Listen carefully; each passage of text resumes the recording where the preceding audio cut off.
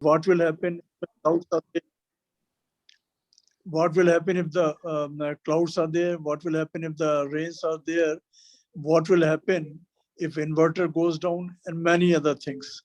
So the problem lies in educating the people, telling them that these are the benefits of solar energy.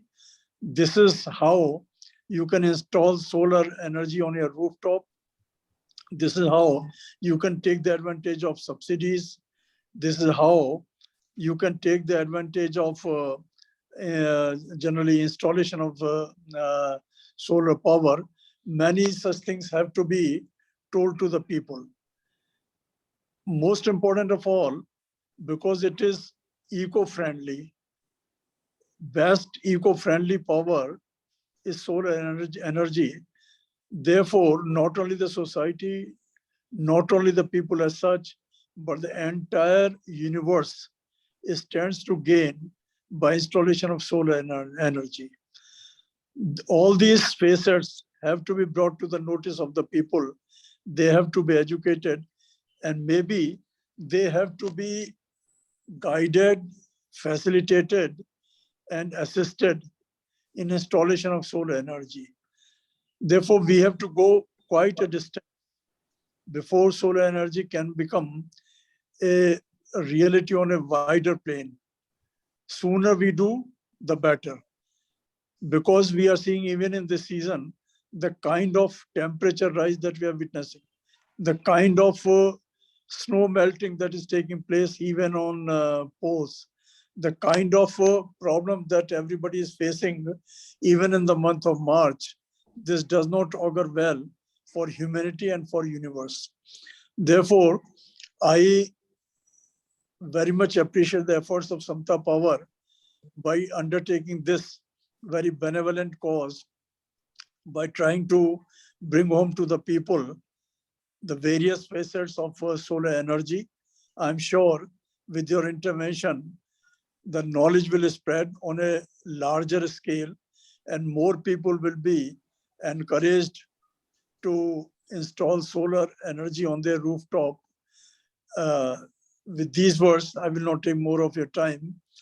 I wish and I pray to God that your efforts are as much successful as possible, and with your intervention, more people take up solar energy. Thank you.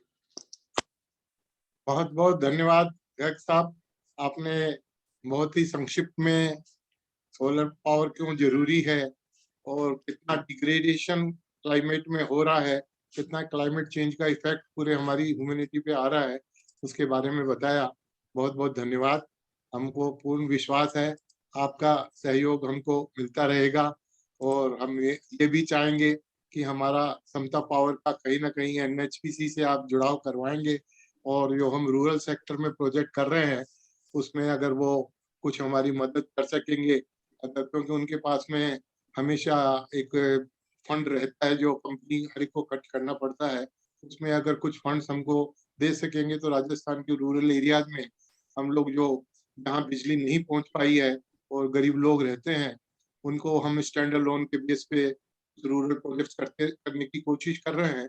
उसमें हम चाह रहे थे कि अगर NHPC हमारी कुछ मदद कर सके, out of that companies profits जो उनको खर्च करना पड़ता है, तो एक बहुत बड़ी मदद होगी और हम ऐसी उम्मीद करते हैं कि उसमें कुछ आप हमारे सहयोग करेंगे। Thank you, thank you sir, thank you.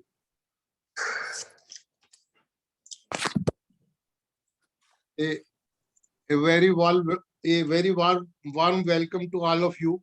Today's webinar is very important discussion on solar rooftop power for residential, commercial and industrial status and challenges in country and particularly in Rajasthan. I welcome our distinguished panelist, Mr. Gopal Somani. He is an engineer. He is ex-director of Rajasthan Renewable Energy Corporation Limited, and he is also retired chief engineer of Rajasthan Vidyut Utpadan Nigam Limited. He has vast experience in the field of solar, and he has worked for almost 10 to 12 years after his retirement in various solar projects, particularly in the installation of the big size projects, right? Not in India, but also abroad.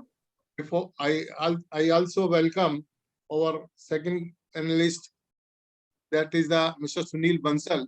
He is the president of Solar Power Association Rajasthan. He has a wide knowledge, wide representation with the governments regarding the various issues in the power sector. Especially, he is pursuing very hard that the government of Rajasthan should arrange some kind of equipment manufacturing in Rajasthan for the solar projects. I will elaborate how it is essential for Rajasthan.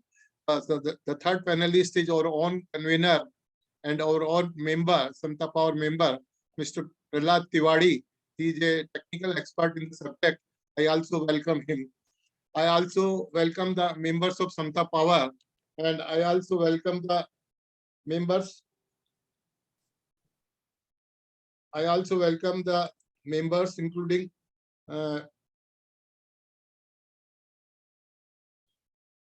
member from various association, from academia, from the technical side, from the commercial side, and from public side.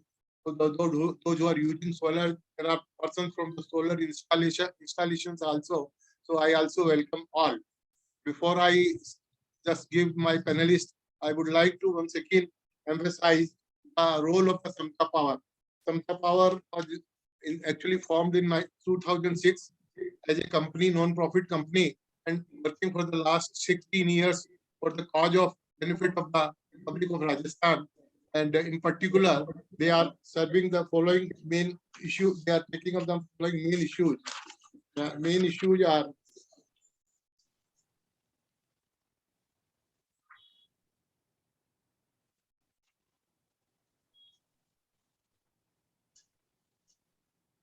the main issues are promoting energy efficiency, promoting Chopal concept by forming common platform of stakeholders, consumers, distributors, employees, and generators to resolve power sector issues, to work for policy advocacy, to promote technical consultancy, create awareness for safety and security of general masses, and to implement CEA guidelines for the safety of the public. For that, to arrange training programs, to insist on the DISCOMs and other utilities to arrange training programs with their staff, and to promote digitalization in system for better transparency in the system. We also promote green energy. We participate in many webinars, as well as we participate in the international exhibition. We have the stalls there, IMA and FIXI. We attended the two international these exhibitions and promoted the green energy in through those stalls, putting up our project. We also promote the power for all. This is a slogan, power for all, and we are trying to have maximum promotion on this by having the rural electrification in the dhanis where normal grid power cannot reach. We try to put their DC-DC mini grid system, and last 10 years we have done few projects, but we are trying hard to promote such projects. So these are the few projects which Samta Power is taking up in the last 16 years. We also intervene in the tariff petitions. We request why there should be increase in the tariff, unnecessary expenditure. By over a fault, we reached to the APTEL, we reached to the High Court, we reached to the Supreme Court, and arranged some good news for the general public by getting their intervention. Now we also arranged 50 lakhs rupees to the DISCOMs for creating awareness amongst the consumers to know what are the difficulties in the power sector. That is also one of our achievements.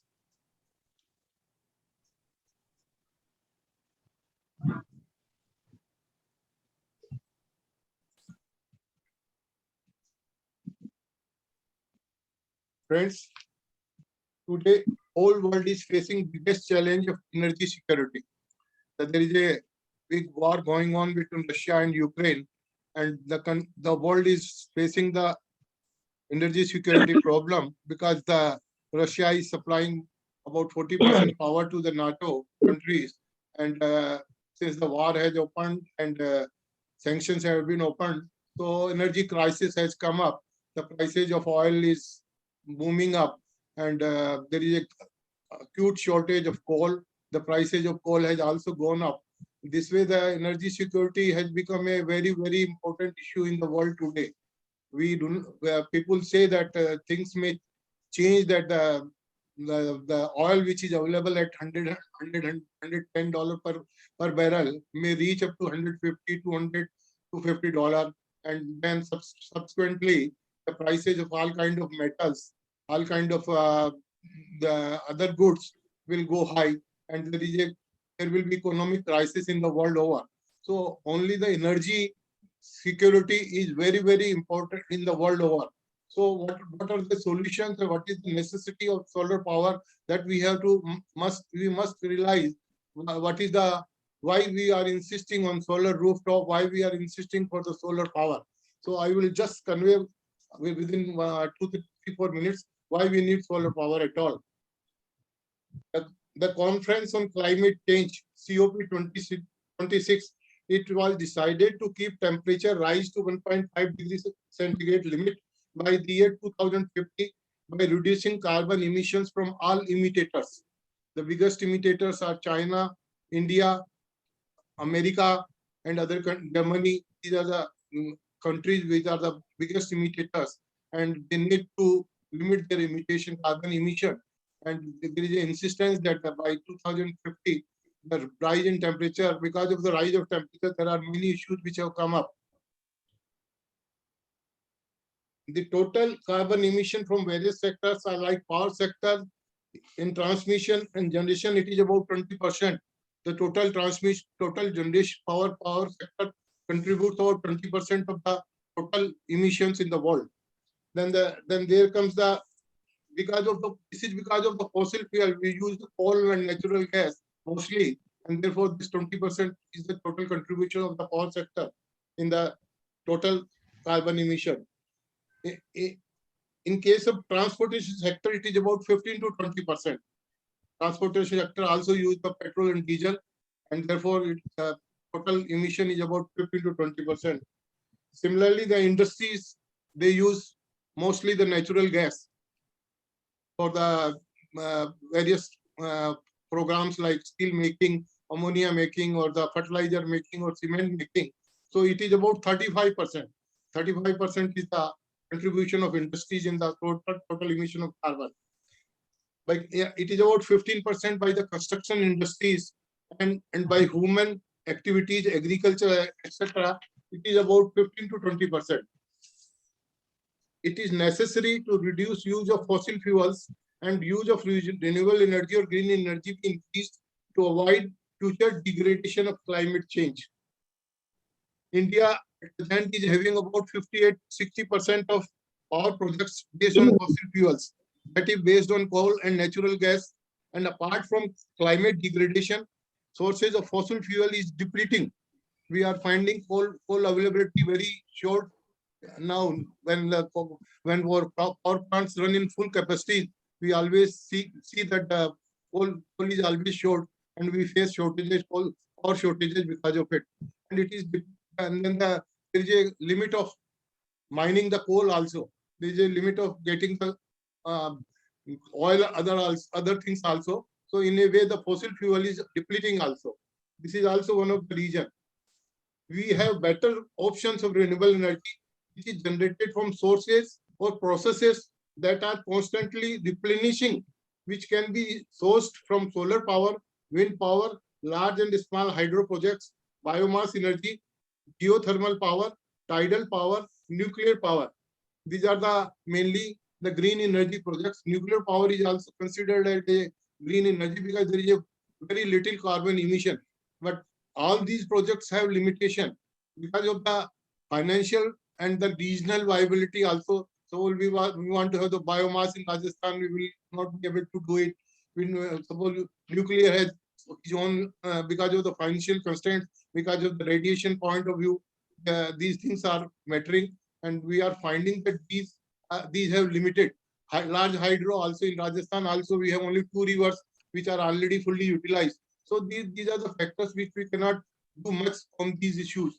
So we have options of wind and solar. We are left with, we don't have tidal, we don't have other things. So we have only wind and solar. And then the wind power, you need to have a large space. For 1 megawatt of solar wind power, you need to have the large chunk of land. Then the blade capacity is also important. You can't have more than 5 megawatt capacity of blade wind power, one generator. So that thing is also mattering. So the wind capacity is now also limited. A lot of space is required. So we are left with the option of only solar energy, which is quietly abundantly available and with no cost. The very less land is required. Enough land is available. So we have the option of solar energy only. Solar power is attractive because it is in abundance, offers an alternative to fossil fuels, coal and imported oil and gas with no carbon emission, and helping global climate issues and attaining to sustainable development goals. It also helps in the United Nations have fixed sustainable goals. All countries have decided to have some goals with that.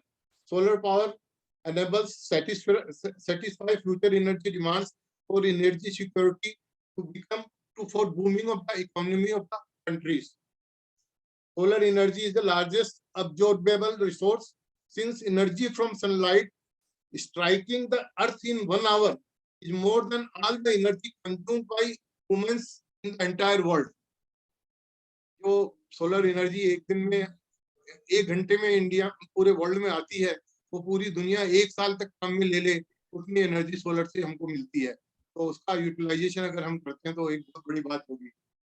Now for generating solar energy, India already have and in process of establishing large solar park farms with capacity of 500 to 5,000 megawatts in various states, especially in Rajasthan and Gujarat. And the installed capacity of solar power is going to be around 40 to 60,000 megawatt in near future in Rajasthan state alone. Then we have a targets of 475, 500 gigawatt by 2030 and 2 lakh megawatt by 2025. So we are already having large targets, and we are trying to achieve. Rajasthan may have 40,000 to 50,000 by 2030.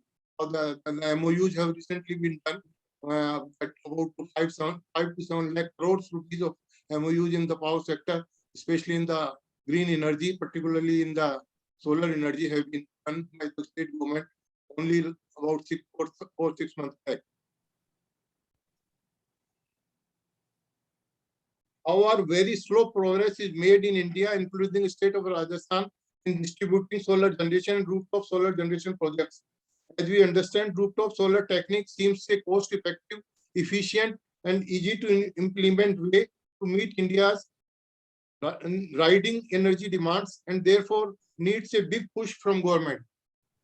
Solar rooftop is very important. Solar distribution generation is very important for the in world over.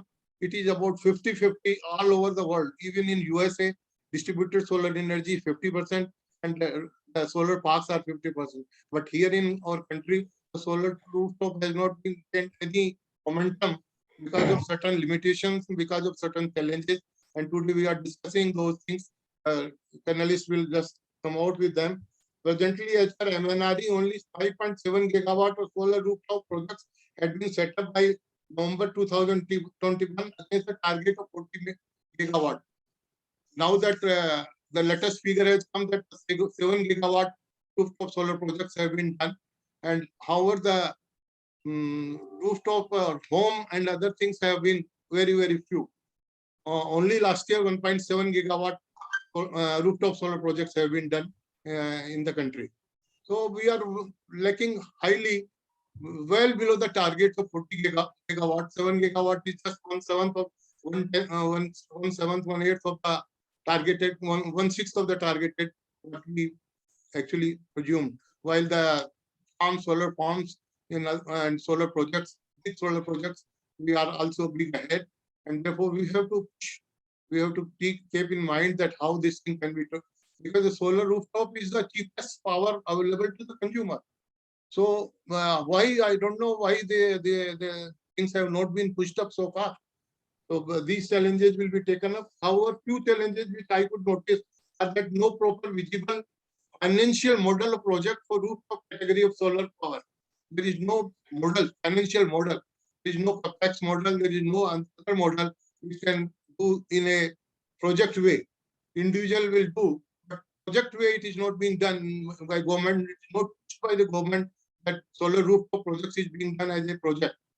Then there is a negative attitude of DISCOMs against the solar rooftop project, especially against C&I consumers, because of their question of cross subsidization of the higher tariff consumers.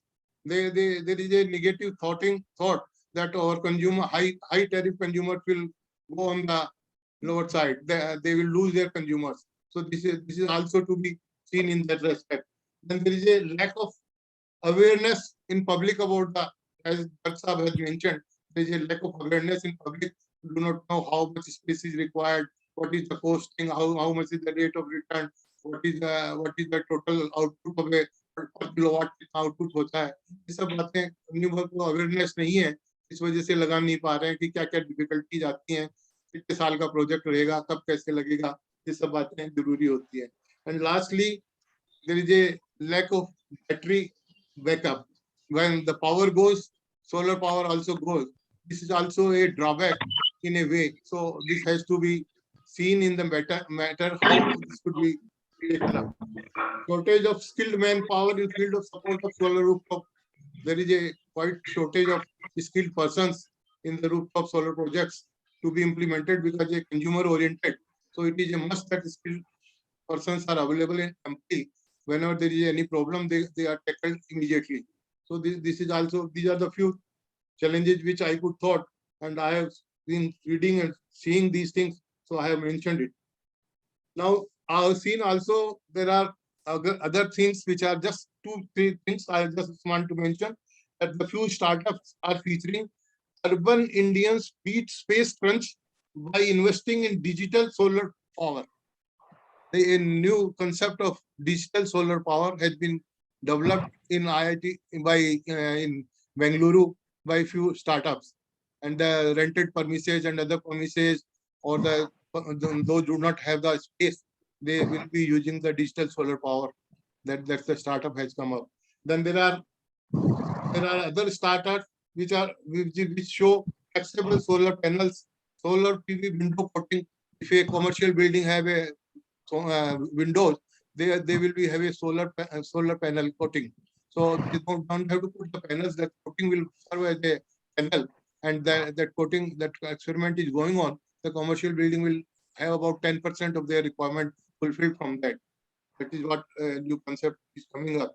Then there are solar tiles, new solar powered boiler for home uses, and many more R&D is going on this for use of solar power for boosting up rural economy in hospitals, schools, community centers, etc. A new design of solar storage and hydrogen. All three combined system is in building is at advanced stage of implementation. We are also hearing as experiments are going on for artificial sun. That's the nuclear fission are going on doing, and we may get energy from that kind of. They are trying to develop the artificial sun. So this is something new which are coming up. So I have mentioned it. Now these are the few things. Now on this background, I would request Sri Gopal Somani ji, Engineer Gopal Somani ji, so please, as he is one of the panelists and expert man in installation of the solar rooftop power, already installed something about not less than 100 megawatts of places at many places, not in India but even in Australia and other countries. I would request him to just elaborate his views. Gopal Somani ji.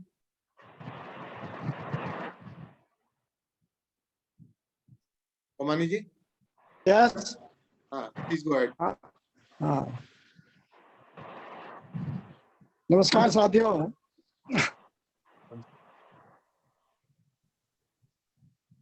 Shri D Agarwal साहब ने मेरा परिचय आपको दे दिया है, तो मैं ज़्यादा समय परिचय में न देकर जो वार्ता में महत्वपूर्ण मुद्दे हैं उसी पे आपको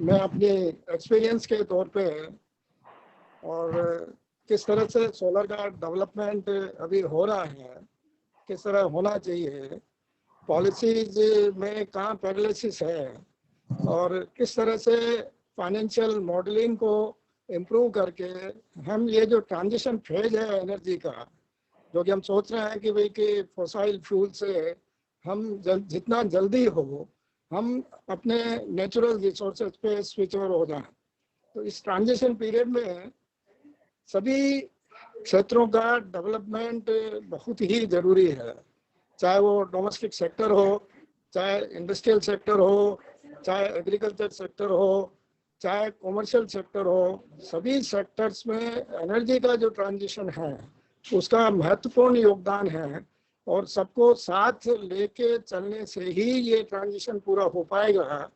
किसी सेक्टर विशेष को लाभान्वित करके और उसको प्रमोट करना, ये आज की तारीख में जो पॉलिसी की स्ट्रक्चरिंग जो हुई है और जो एविडेंसेज रियलाइजेशन में जो हुई है, आप देखिए कि सोलर एनर्जी का जो डेवलपमेंट हुआ है 2008 से, जब मैं रिन्यूएबल एनर्जी कॉर्पोरेशन में डायरेक्टर था, उस समय फर्स्ट पॉलिसी एमएनआरई ने निकाली थी, 50 मेगावाट का उसमें एलोकेशन हुआ था और उस 50 मेगावाट के एलोकेशन के समय जो सोलर की जो पैनल आती थी उसके कॉस्ट करीब $5.5 पर वाट हुआ करती थी।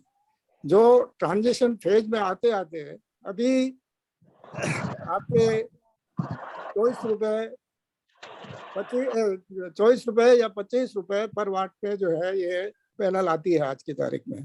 तो इस तरह का जो डेवलपमेंट हुआ है उस डेवलपमेंट के रहते और जो आज की तारीख में एनर्जी ट्रांजिशन के लिए जो इकोनॉमिक्स की वाइबिलिटी जो आज क्रिएट हुई है, उस ट्रांजिशन फेज को कवर करते हुए अगर हम इसका सही उपयोग सही जगह पे करेंगे तो डेफिनेटली सोसाइटी इससे बेनिफिट होगी, सिक्योरिटी एनर्जी की बढ़ेगी, क्लीन एनर्जी मिलेगी, एनर्जी सिक्योरिटी रहेगी। ये सारे जो बेनिफिट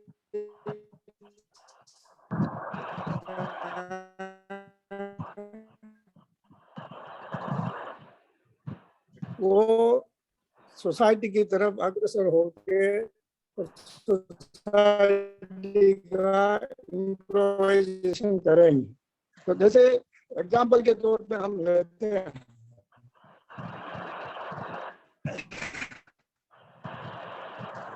जो एनर्जी का डेवलपमेंट रिन्यूएबल एनर्जी का, अभी हम ये कहते हैं साहब 65 गीगावाट हो गया, 85 गीगावाट हो गया, जिसमें रिन्यूएबल के तहत जितनी हाइड्रो, विंड, सोलर, बायोमास, जितने भी रिन्यूएबल एनर्जी के एलिमेंट्स हैं उनका सबका अगर समावेश करके अगर 85 मेगावाट अगर डेवलपमेंट 85 मेगावाट का अगर डेवलपमेंट हुआ है तो उसका जो आपके इंटरनेट में कुछ प्रॉब्लम आ रही है वो आज की तारीख में भी लोग अगर ये टारगेट कर रहे हैं कि 2030 तक मुक्त होके आगे बढ़ेंगे, तो मेरा कहना इसलिए है कि आज ट्रांजिशन को वैल्यू चाहिए, वो वैल्यू अगर आज अफोर्डेबिलिटी। हेलो, आवाज नहीं आ रही? इंटरनेट में थोड़ी प्रॉब्लम आ रही है आपके में, आवाज कट रही है थोड़ी सी। नहीं, अभी ठीक है? हाँ ठीक है, अभी ठीक है? हाँ अभी ठीक है। अगर दिक्कत हो तो वीडियो ऑफ करके बोलते ना। हाँ तो वीडियो तो आप ऑफ कर देना ना। ठीक है, मैंने तो कर दिया वीडियो ऑफ। ठीक है सर, ठीक आ रही आवाज। हाँ तो मैं ये कह रहा था कि अगर एनर्जी ट्रांजिशन के लिए अगर हम टारगेट फिक्स करेंगे, इंस्टेड ऑफ गीगावाट या कैपेसिटी इंस्टॉलेशन के, तो हम शायद उस कंसेप्ट पे आ नहीं पाएंगे कि हम ट्रांजिशन को कब पूरा करेंगे। तो पहला जो एम होना चाहिए ये होना चाहिए कि एनर्जी रिक्वायरमेंट का जो टारगेट है वो हम रिन्यूएबल एनर्जी से कैसे कम्पीट, कैसे उसको सर्विस में लाके और उसको हम अपने प्रैक्टिस में डालेंगे। दूसरा जो पॉइंट है वो ये है कि रूफटॉप एनर्जी के, सोलर एनर्जी के जो फॉर्मेट्स हैं उसमें आपके सबसे महत्वपूर्ण जो फॉर्मेट है वो है डिस्ट्रीब्यूटेड सर्विसेज के लिए। डिस्ट्रीब्यूटेड सर्विसेज का मतलब यह है कि जिस जगह पे जहाँ पे सोलर एनर्जी उपलब्ध है वहीं उसको जनरेट करके वहीं उसको यूज करना। तो उसी संदर्भ में जो रूफटॉप का जो डेवलपमेंट है उसके जो टारगेट्स फिक्स किए थे गवर्नमेंट ऑफ इंडिया ने, वो 40 गीगावाट के जो फिक्स किए हैं वो आज की तारीख तक जो है केवल 16% तक भी जो है अभी अचीव नहीं हुए हैं। तो उसका कारण हमें सबको मालूम है कि डिस्ट्रीब्यूशन लाइसेंसी जिनको कि प्रमोट करना चाहिए वो किस तरह से हिंड्रेंस क्रिएट करते हैं। आज डिस्ट्रीब्यूशन लाइसेंसेस को जो सोलर इंस्टॉलेशन से, रूफटॉप इंस्टॉलेशन से जो बेनिफिट्स हैं वो कई सारे हैं। उनको डे टाइम पीक एनर्जी का जो रिक्वायरमेंट है वो चीपेस्ट एनर्जी से मीट आउट होता है। ये शायद डिस्ट्रीब्यूशन लाइसेंस के जानकारी में नहीं है। अगर जानकारी में नहीं है तो मैं सुनील जी से निवेदन करूंगा कि इस पर्टिकुलर इश्यू को उनको एड्रेस करते हुए डिस्ट्रीब्यूशन लाइसेंसीज को फोर्सफुली ये प्रतिबद्ध करे कि वो सोलर रूफटॉप सिस्टम्स में जो है जहाँ जहाँ पे भी पॉलिसी में पैरालिसिस है उसको दूर करके और उसको जनता के लिए, रूफटॉप कंज्यूमर्स के लिए उनको फैसिलिटेट करें और उनको प्रमोट करें। ये सबसे बड़ा जो व्यवधान है वो पॉलिसी पैरालिसिस है। पॉलिसी स्ट्रक्चरिंग में कहीं कहीं गैप्स हैं, उसको हम नहीं एड्रेस कर पा रहे हैं। पब्लिक को अवेयरनेस नहीं है और कंज्यूमर्स को बेनिफिट का जो नॉलेज होना चाहिए वो नॉलेज शायद कंज्यूमर्स तक नहीं पहुंच पा रहा है। इसीलिए ये सेक्टर पे जो डेवलपमेंट होना चाहिए वो रुका हुआ है। तो मेरा कहने का सिर्फ यही है कि जितना डेवलपमेंट सोलर में अभी तक हुआ है, चाहे आप इनोवेशंस का ले लीजिए, जब पैनल जो है 60 वाट की आती थी, 70 वाट की आती थी, आजकल 860 वाट की एक पैनल आती है। जहां हम 100 स्क्वायर फीट पे जो है 1 किलोवाट लगा सकते थे, आज शायद मेरे ख्याल से हम 30 या 40 स्क्वायर फीट पे जो है 1 किलोवाट का जो इंस्टॉलेशन कर सकते हैं। जिस तरह के इन्वर्टर्स आए हैं वो ग्रिड से फेमिलियर हैं, ग्रिड इंटरएक्टिव हैं, स्मार्ट इन्वर्टर्स हैं, और जो रिएक्टिव पावर का जो रिक्वायरमेंट ये एग्रीकल्चर कंज्यूमर्स के कारण होता है उसको वो सपोर्ट करता है। तो ये सारे बेनिफिट्स इस तरह के हैं कि रूफटॉप को किसी न किसी तरह से लाइमलाइट में लाके इसको फ्रंट लाइन में लेके ही काम आगे बढ़ेगा।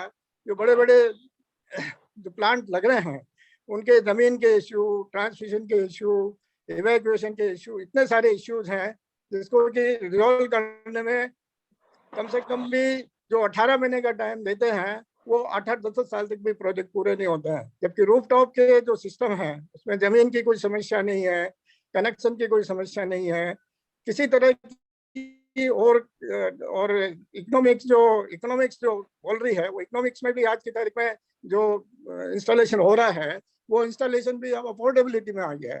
तो ये कहना कि साहब रूफटॉप से डिस्ट्रीब्यूशन लाइसेंसेस को नुकसान होता है या इंडस्ट्रीज वालों को ओपन एक्सेस में कैप्टिव कंजम्पशन के लिए जो है परमिट देने में नुकसान होता है, ये सब मिथ्याएं हैं जिसको दूर करके ही इस सेक्टर को प्रमोट किया जाएगा। और जितना जल्दी इस ट्रांजिशन में हम डिस्ट्रीब्यूटेड सर्विसेज को फ्रंट लाइन में लाके एड्रेस करेंगे, गवर्नमेंट को प्रेस करेंगे, जहाँ जहाँ एक्ट में प्रावधान है, इलेक्ट्रिसिटी रूल्स में प्रावधान है, उन सब में रेडिकल चेंजेज की जरूरत है।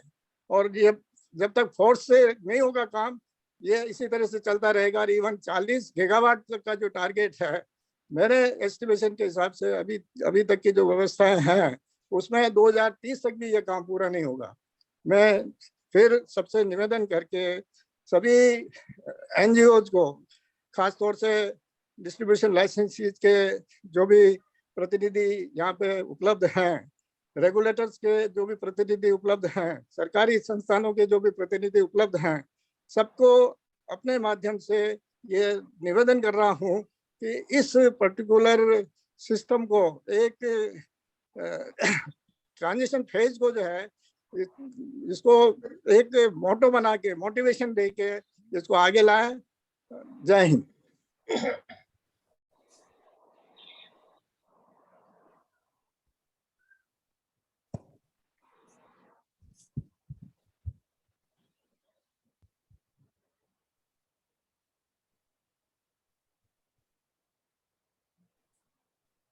हेलो।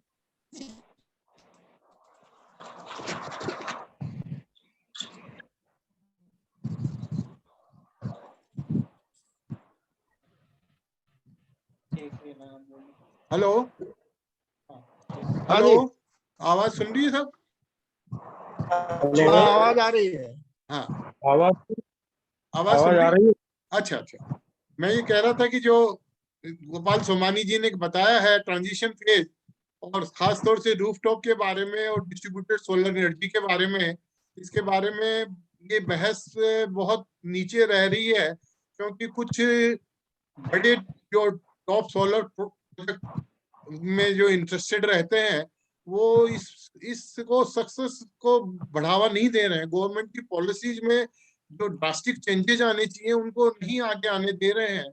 और रूफटॉप सोलर और डिस्ट्रीब्यूटेड सोलर एनर्जी जब तक कंट्री में नहीं पन पाई जाएगी तब तक ये सब दिक्कतें, और जो एक कंज्यूमर को ये जो ध्यान रहता है कि भाई मेरे को सही रेट पे बिजली मिले, वो नहीं मिलेगी। बिजली की रेटें बढ़ती रहेंगी कोयले की कमी के कारण या और किसी के कारण।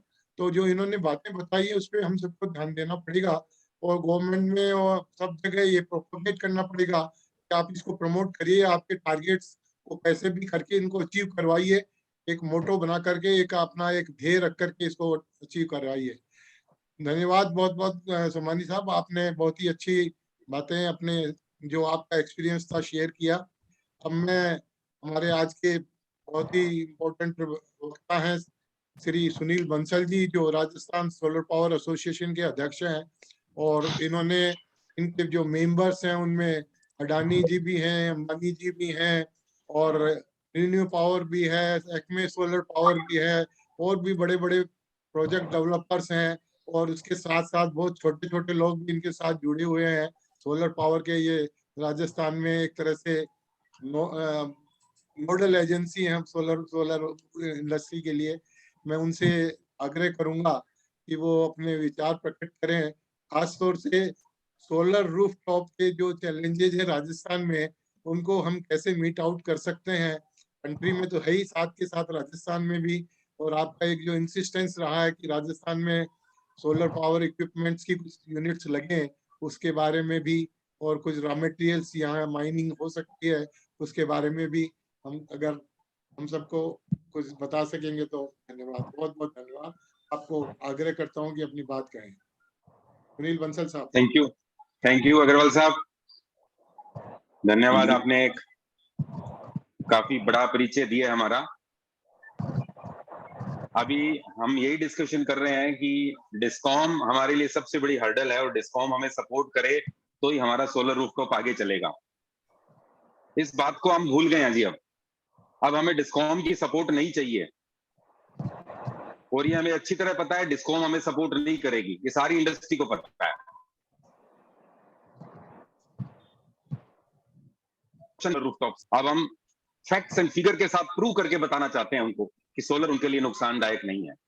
ये हमने बकायदा रेगुलेटर को भी बहुत बार लिख दिया है, और एमडी डिस्कॉम्स को भी लिख दिया है कि आप अपनी एआरआर का पार्ट बना लो, तो सोलर को प्रूव कर दो कि सोलर हमें नुकसान पहुंचा रहा है। आज राजस्थान में लगभग 700 मेगावाट की इंस्टॉल्ड कैपेसिटी है सोलर रूफटॉप की। अगर मैं उसको देखूं तो थर्मल का वो 1/4 मेगावाट भी नहीं है, और टोटल 1% एनर्जी मिक्स का पार्ट नहीं है वो। कौन इस बात पे विश्वास कर लेगा कि सोलर रूफटॉप से डिस्कॉम को प्रॉब्लम है? फैक्ट्स एंड फिगर कहीं नहीं बताते इस बात को। तो ये तो तय बात हो चुकी है कि डिस्कॉम हमें साथ नहीं देने वाली है। हमारा साथ देंगी टेक्नोलॉजी, हमारा साथ देंगे जो दूसरे पैरामीटर्स है, जैसे आज कोयले के रेट इतने ज्यादा बढ़ गए, C&I इंडस्ट्रीज जो थोड़ा सा बैक मार रही थी, आज वापस सामने आ गई है सोलर को यूज करने के लिए।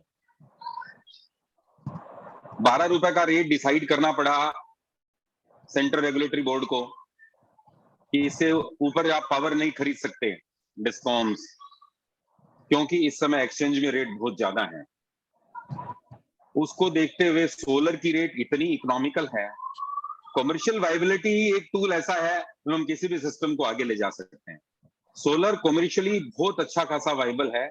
एनवायरमेंटल पार्ट को अगर देखें ना, तो लगता नहीं डिस्कॉम को कोई भी दूसरी एनर्जी पे उतना फोकस डालना चाहिए जितना सोलर पे डालना चाहिए। जो क्लाइमेट चेंज के चैलेंजेस हमारे सामने आ रहे हैं करंटली, उसको अगर वास्तव में हमें समझना है और उसको किसी तरह से इरेडिकेट करने की कोशिश करनी है, सोलर ऐसा माध्यम मिला हुआ है जो आम जन को एकदम आसानी से वो उसको यूटिलाइज करता है और खुद को गौरवान्वित महसूस भी कर सकता है कि मैंने एनवायरनमेंट में कंट्रीब्यूट किया है। अब मैं एक दो तीन छोटे छोटे एकदम बड़े सवाल से मुद्दों के ऊपर आता हूं ताकि लोगों को एनकरेजमेंट मिले सोलर का। C&I सेक्टर एकदम पूरी तरह समझ चुका है सोलर हमारे लिए बहुत बढ़िया है, किसी को कोई तकलीफ नहीं है इस बारे में समझने के अंदर। रेजिडेंशियल सेक्टर में जरूर लोगों को अभी थोड़ी एप्रीहेंशंस है। उसका एक सबसे बड़ा उदाहरण है, आप किसी भी रेजिडेंशियल सेक्टर में जिसने भी सोलर लगाया है, गर्मी के 3-4 महीने छोड़ के ज्यादातर लोगों का बिल ही नहीं आ रहा। ये बहुत बड़ी बात है कि 7-8 महीने उसका बिजली का बिल ही नहीं आ रहा अगर उसने एक एप्रोप्रिएट कैपेसिटी अपने रूफ पे सोलर की लगा ली है। तो इसी का एक बड़ा ही सबसे बड़ा एक पैरामीटर्स हमारे सामने है। और रेजिडेंशियल सेक्टर में सोलर के अंदर जितने ज्यादा लोग आएंगे, क्योंकि अब रेजिडेंशियल सेक्टर ने ग्रोथ पकड़ ली है। गुजरात के अंदर आप देखें 1-1.5 साल के अंदर ही 1400 मेगावाट सोलर लग गया रेजिडेंशियल सेक्टर में। अनबिलीवेबल है वो। उन्होंने सारा सिस्टम ऑनलाइन कर दिया। हमारे यहाँ पे भी ऐसा ही करना पड़ेगा। हमारे यहाँ तो अभी भी 55 मेगावाट का सोलर का टेंडर पिछले 6 महीने से इधर उधर घूम रहा है। अब ये सब चीजों को आगे बढ़ाने के लिए सबकी जिम्मेवारी है। डिस्कॉम से हमें जो उम्मीद है वो मैंने आपको पहले बता दी है।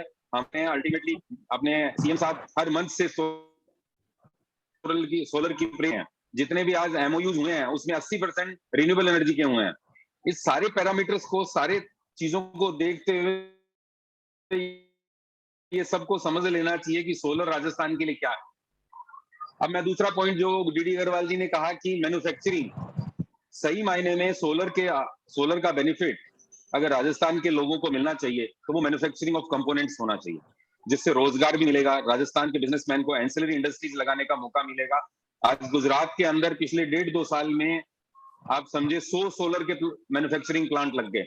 हमारे यहाँ पे कोई नहीं लगा अभी तक, केवल जो पुराने प्लांट है 2-3 वही चल रहे हैं, क्योंकि सरकार ने पॉलिसी बहुत अच्छी बना दी, उसको अभी तक टेकअप नहीं किया जा रहा। तो हमारी बल्कि थोड़ा जल्दी हमारी यही उम्मीद है। 5 राउंड काट दिया। 7:30 आवाज आ रही है बेटा किसी की? quarter to 8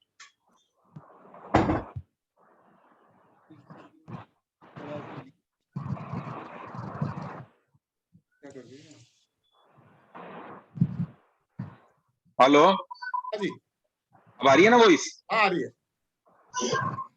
हमारी यही उम्मीद है और दरखास्त है सरकार से, रिक्वेस्ट है कि जो पॉलिसी हमने इतनी अच्छी बना दी मैन्युफैक्चरिंग कंपोनेंट्स की, उसको टेकअप किया जाए, उसको इन्वेस्टर्स को कन्विंस किया जाए। इन्वेस्टर्स आता है मैन्युफैक्चरिंग लगाने, यहाँ पे उस पॉलिसी के बारे में कोई बताता ही नहीं है। BIP भी ढंग से नहीं बताता, हमारी नोडल एजेंसी भी ढंग से नहीं बताती। रिको की एक कॉन्फ्रेंस थी, उन्होंने बोला हमने ये कर दिया वो कर दिया, फिर हमने कहा मैन्युफैक्चरिंग में क्या किया आपने अभी तक? क्योंकि का काम तो मैन्युफैक्चरिंग ऑफ कंपोनेंट्स है। They don't have any answer. तो अल्टीमेटली जब तक कंपोनेंट मैन्युफैक्चरिंग नहीं लगेगी सही मायने में जो ग्रोथ, क्योंकि सर जनरेशन तो ऊपर वाले की दी हुई है, गॉड दे रहा है हमें, सरकार का कोई कंट्रीब्यूशन नहीं है उसमें। लैंड भी हमारे पुरखों की है, हमारे समाज की पुरानी जमीनें पड़ी है आज, और हमारा सन सूर्य भगवान की एनर्जी है। ये दो चीजों से आज हमारे जनरेशन के प्रोजेक्ट्स लगे हैं। आज 10,000 मेगावाट सोलर लग गया राजस्थान में, 30,000 मेगावाट की पाइपलाइन आज हमारे सामने। इसमें गवर्नमेंट का कोई बड़ा कंट्रीब्यूशन नहीं है, इस बात को समझना पड़ेगा। इन सब चीजों को देखते हुए अगर हम आज जैसे कल एक THDC के साथ 10,000 मेगावाट का MOU साइन किया गवर्नमेंट ऑफ राजस्थान ने, NHPC के साथ भी किया है। हमें उन सारे बड़े बड़े डेवलपर्स के साथ ये कंडीशन लगानी चाहिए कि जो इतना बड़ा जनरेशन प्लांट लगाएगा उसको इतना बड़ा एक मैन्युफैक्चरिंग प्लांट भी वहां पे लगाना होगा। और ये कोई बड़ी बात नहीं है, ये किया जा सकता है, क्योंकि राजस्थान जैसा रेडिएशन और इजी लैंड अवेलेबिलिटी कंट्री में कहीं नहीं है। अगर ये हो जाए तो राजस्थान में इतना बड़ा इन्वेस्टमेंट आ सकता है, आप समझे, एक सोलर पूरे राजस्थान की इकोनॉमी को चेंज कर देगा। एक जो बड़ी बात है अग्रवाल जी ने कही, तीसरा जो पॉइंट है, सब कुछ राजस्थान में अवेलेबल। आप देखिए जो सोलर का मेन रॉ मटेरियल है पॉलीसिलिकॉन, जो हमारा क्वार्ज पत्थर है, उसी से हमें पॉलीसिलिकॉन बनाना है। उसका अभी तक इंडिया में कोई प्लांट नहीं लगा हुआ है। राजस्थान इसके लिए सबसे आइडियल लोकेशन हो सकता है, क्योंकि हमारे यहाँ एविडेंट अवेलेबल है क्वार्ज का पत्थर, जिससे हम पॉलीसिलिकॉन बना सकें। और अभी PLI स्कीम भी आई हुई है, जिसके अंदर काफी सारे मैन्युफैक्चरिंग के लिए उन्होंने PLI स्कीम दी है। और 2-3 दिन पहले MNRE ने बकायदा जोन बनाने के लिए अनाउंस किया है अभी कि एक मैन्युफैक्चरिंग जोन बनाए, जो उसमें अलग से सब्सिडी दे रहे हैं वो लोग इंफ्रास्ट्रक्चर बनाने के लिए। तो इतना बढ़िया माहौल है। अगर स्टेट गवर्नमेंट इस पे सोच लेना, तो अगर एक पॉलीसिलिकॉन का बड़ा प्लांट यहाँ पे लग जाए, वो मिनिमम से मिनिमम 20,000 करोड़ का इन्वेस्टमेंट होगा उसमें।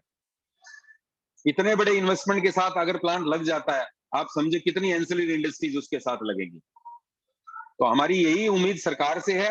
और लास्ट बट लीस्ट मैं यही कहना चाहूंगा कि हमारे को सोलर में अब किसी तरह की कोई सपोर्ट की जरूरत नहीं है। हमें बराबर का दर्जा दे दिया जाए, दुश्मन नहीं माना जाए सोलर को।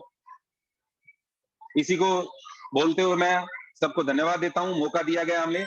बहुत बहुत धन्यवाद, थैंक यू।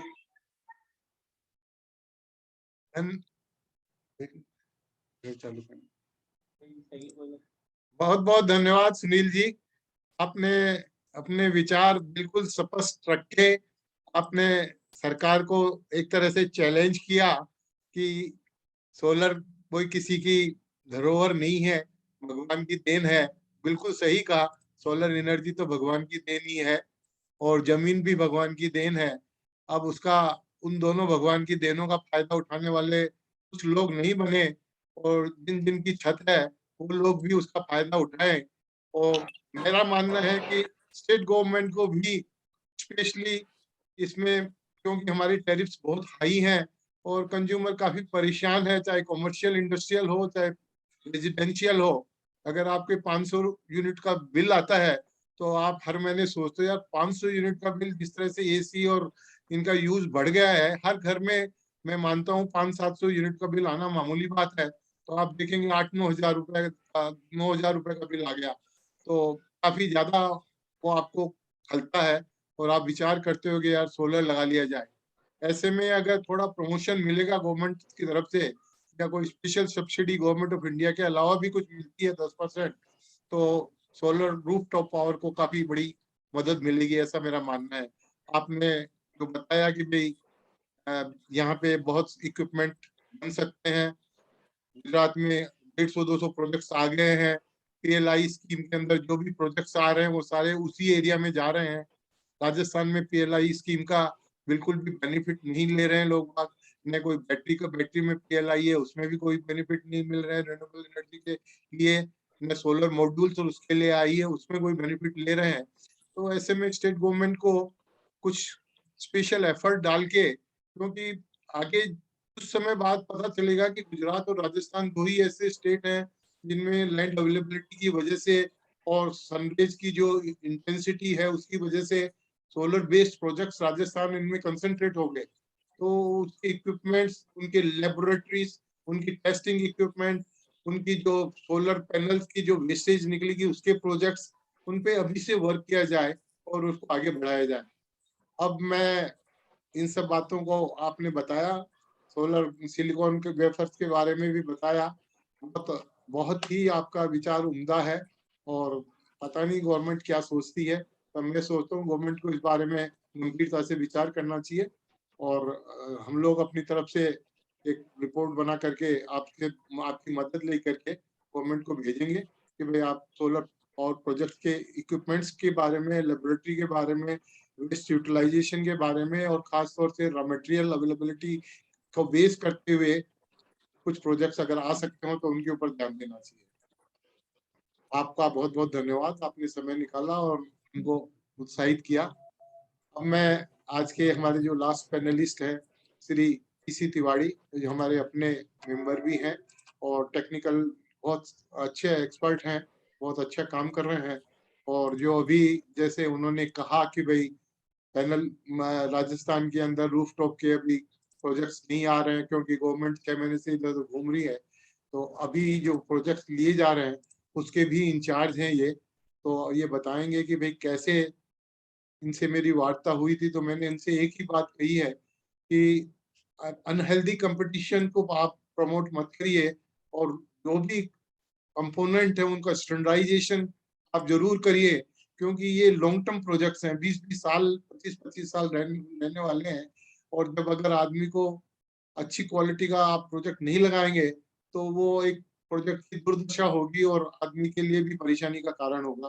तो मैं अब पीसी तिवारी साहब को निवेदन करूंगा कि वो अपना सरकारी कानून कायदे, कॉस्टिंग, इनकी टेक्निकल फिजिबिलिटी, चैलेंजेस क्या क्या है वो बताएं। श्री इंजीनियर पीसी तिवारी जी, तिवारी साहब सर नमस्कार। आइए सर, प्लीज। सर नमस्कार, प्रणाम सर। प्रणाम सर। सर मैं मेरा स्क्रीन शेयर करूं सर? हाँ प्लीज शेयर करा दो।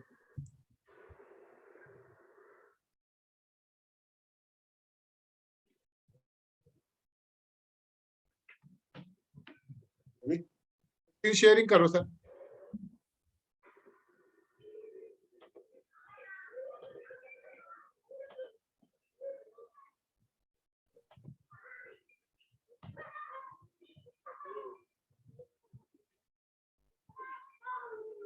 हाँ सर, गो अहेड।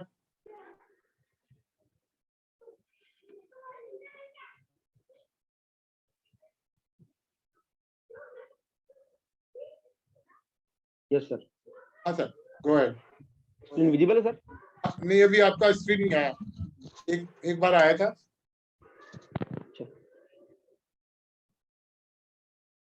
स्क्रीन तो शेयर है पर विजिबल। हाँ, विजिबल नहीं हुआ अभी। अच्छा, क्या विजिबल?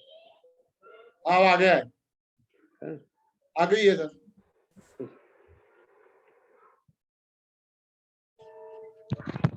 आज के इस वेबिनार में अग्रवाल साहब का और सभी मेरे साथियों सीनियर्स का बहुत बहुत धन्यवाद। आपने हमें मौका दिया इस बात के लिए।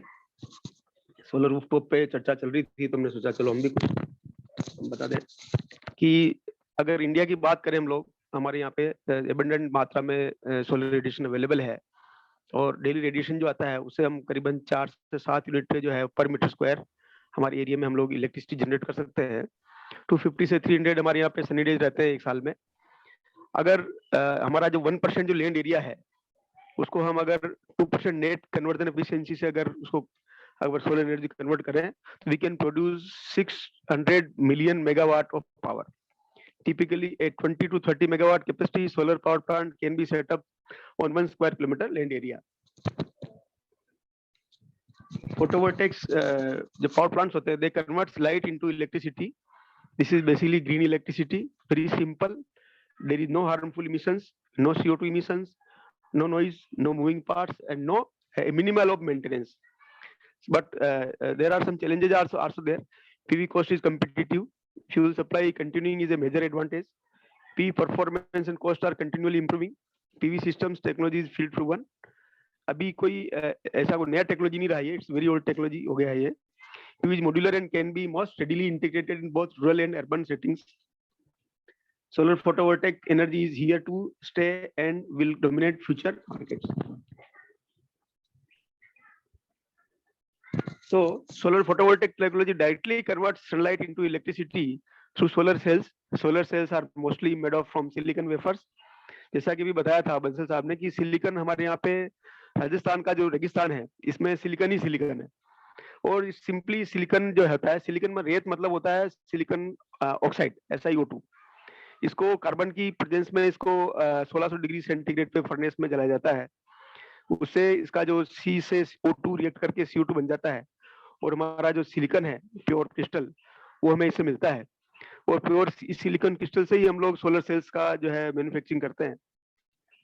एक सिलिकॉन सेल जो होता है वो 0.5 वोल्ट जनरेट करता है और अपन as per requirement of our current and voltage we can join them in series and parallel to make our PV modules. So this is some kind of solar PV modules. ऊपर वाले जो है solar cells हैं और इन sales को ही हम लोग जो है आपका स्क्रीन शेयर नहीं हो रहा सर, नहीं आगे वो जो बता रहा हूँ कहाँ है। अच्छा क्या बात है मेरे हाँ अब आया।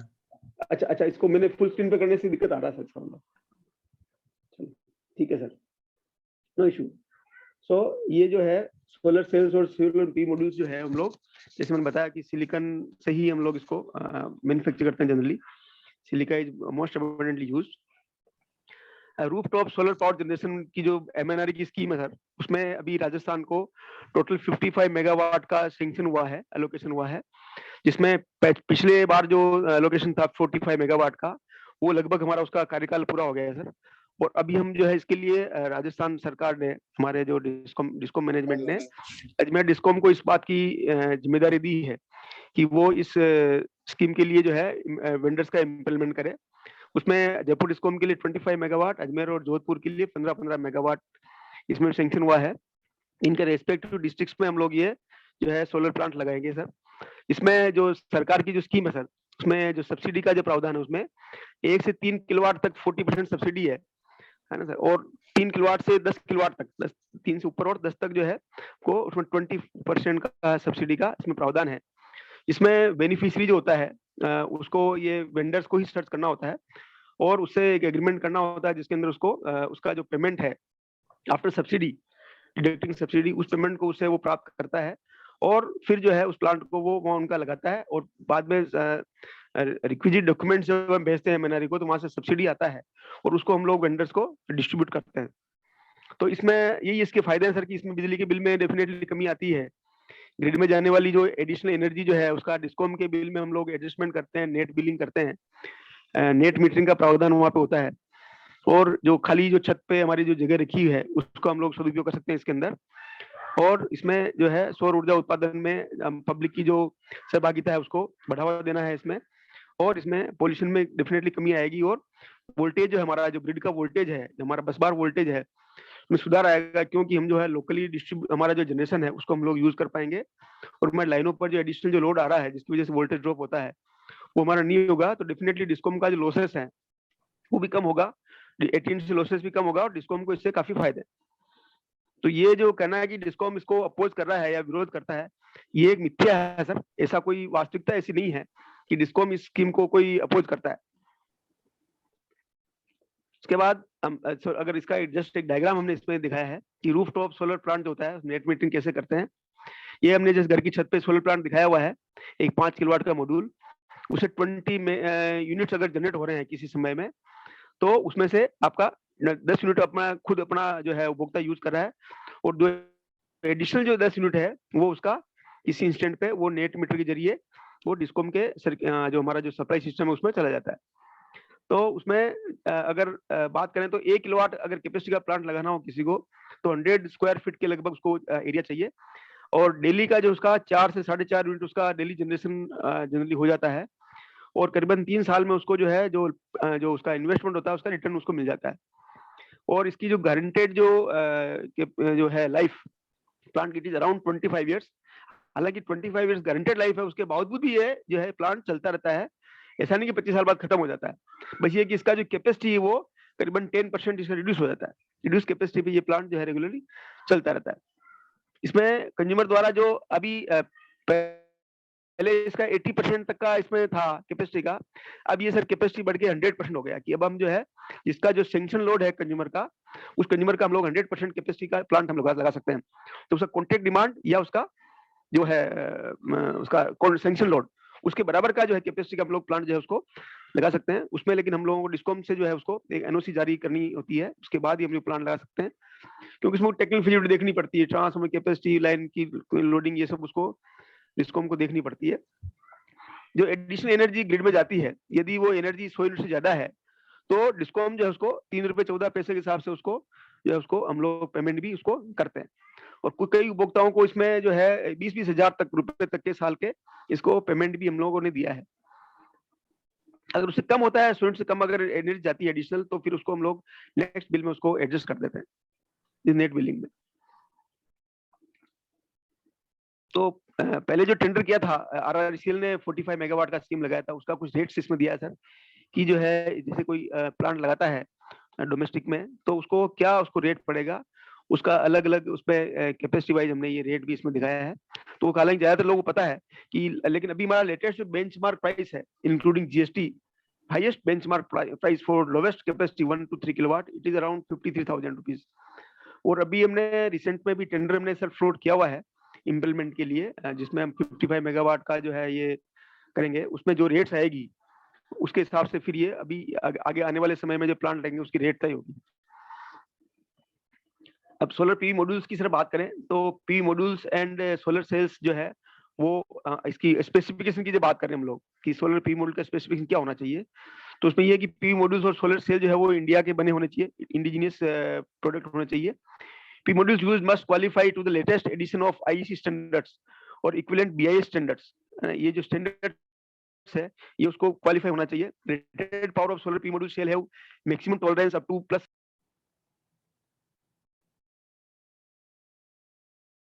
peak power point current of any supplied modules string.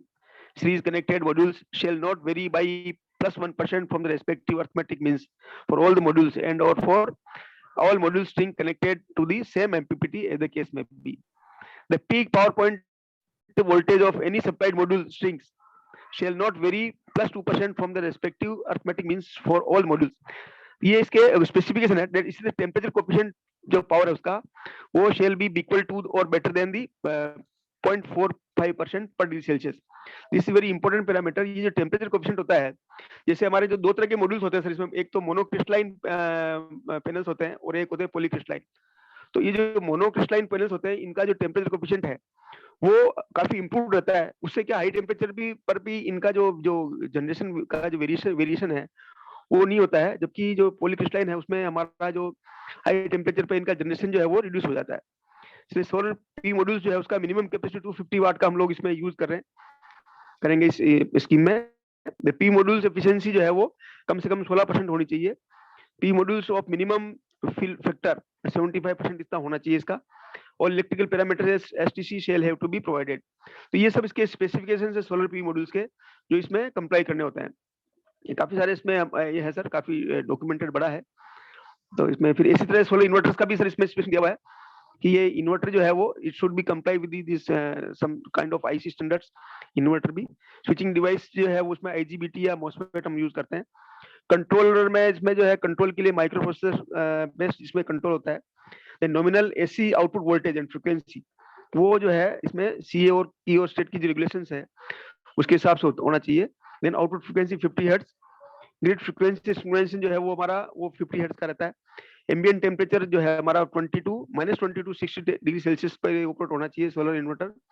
और इसमें ह्यूमिडिटी जो है 95% नॉन कंडेंसिंग में ये ऑपरेट होना चाहिए। देन IP54 इसका जो है प्रोटेक्शन होना चाहिए इंक्लोजर का इंडोर के लिए, और IP65 फॉर आउटडोर। इसी तरह से ग्रिड फ्रीक्वेंसी टॉलरेंस रेंज जो है वो भी इसका CA और स्टेट रेगुलेशंस के हिसाब से होना चाहिए। नोड लोड लॉसेस इसके जो है वो लेस देन 1% होना चाहिए रेटेड पावर का। Inverter efficiency must be more than 93%। In case of 10 kilowatt और above with inbuilt galvanic isolation more than 97% होना चाहिए। और इन केस ऑफ 10 किलोवाट और above without inbuilt galvanic isolation तो 93 और 97% इसका जो है वो जो है इसका इन्वर्टर एफिशिएंसी होना चाहिए। Inverter efficiency minimum 90% in case of less than 10 kilowatt. तो हम जो 10 किलोवाट से कम यूज करने वाले हैं तो जो भी इसमें इन्वर्टर लगेगा उसकी एफिशिएंसी 90% होनी चाहिए। और उसका जो टोटल हार्मोनिक डिस्टॉर्शन जो है वो लेस देन 3% होना चाहिए। पावर फैक्टर जो है उसका 0.9 से ऊपर होना चाहिए ऐसा। इसी तरह से इसमें सर ये जो डिस्ट्रीब्यूशन बॉक्स है उसका भी स्पेसिफिकेशन दिया हुआ है। टेंडर में पूरा दिया हुआ है सर। टेंडर में ये पूरा जो गाइडलाइंस है वो कोई भी पढ़ सकता है। टेंडर हमारा जो है वेबसाइट पे अवेलेबल है, एविनल की वेबसाइट पे अवेलेबल है, EPROC पे अवेलेबल है। कोई भी डाउनलोड करके इसको पढ़ सकता है और इसमें ये स्पेसिफिकेशन जो है वो देख सकता है। तो डिस्ट्रीब्यूशन बॉक्स जो है हम इसमें एसीडीबी और डीसीडीबी लगाने का प्रावधान है। तो हमारे एसी डीसीडीबी जो है वो डीसी साइड से प्रोटेक्ट करता है, क्योंकि जनरेशन जो होता है सर, जैसे ही हम लोग पैनल को इसमें लगाते हैं छत पे, तो इसमें डीसी वोल्टेज जो है जनरेट हो जाता है। तो जैसे ही हम इसको कनेक्ट करें तो डिस्ट्रीब्यूशन बॉक्स जो है उसमें जो प्रोटेक्शन डिवाइस इसमें होता है तो वो उसको प्रोटेक्ट करता है। तो उसमें एमसीसीबी ये सब रहता है 63 एम्पीयर का। इस तरह से एसीडीबी जो है वो एसी साइड से प्रोटेक्ट करता है। ये थोड़ा सा इस तरह से मीटरिंग के लिए सर इसमें नेट मीटर और सोलर मीटर, दो तरह के मीटर लगते हैं। मीटर इसमें कंज्यूमर को ही जो है परचेज करके और देना होता है। इसमें जो मीटर जो है वो कंज्यूमर ही लाएगा।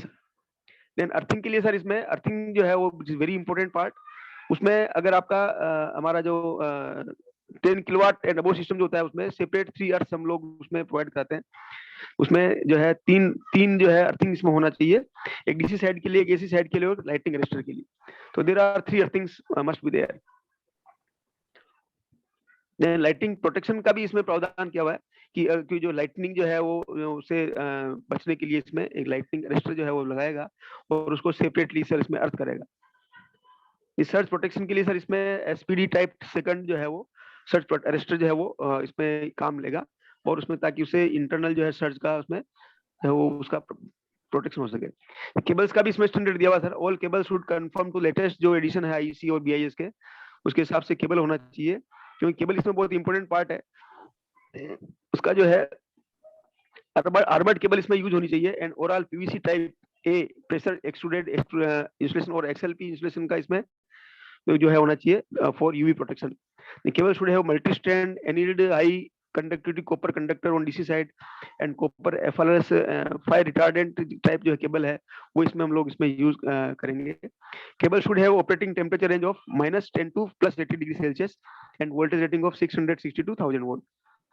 Size of cables between array और इंटरकनेक्शन जो है उसके लिए array to junction box, junction to box, junction box to inverter shall be so selected to keep the voltage drop less than 2%।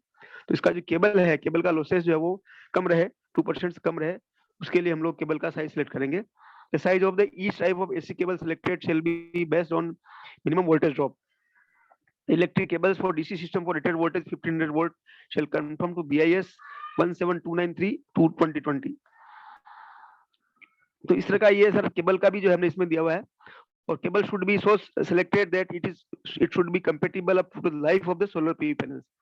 ऐसा नहीं कि प्लांट आपका 10 साल में ही पता चला केबल सारी जो है वो खत्म हो गई। तो इसकी लाइफ जो ऐसी होनी चाहिए कि 25 साल तक कम से कम वो प्लांट के साथ चले, ताकि उसमें बीच में उसको बदलना ना पड़े। जो साइज ऑफ न्यूट्रल वायर है वो भी फेज वायर के बराबर ही होना चाहिए, जैसे 3 फेज सिस्टम में हम लोग नॉर्मली करते हैं। तो ये सर सोलर पीवी प्लांट के बारे में हम जो बेसिक था कि ये इसका क्या डिजाइन होना चाहिए।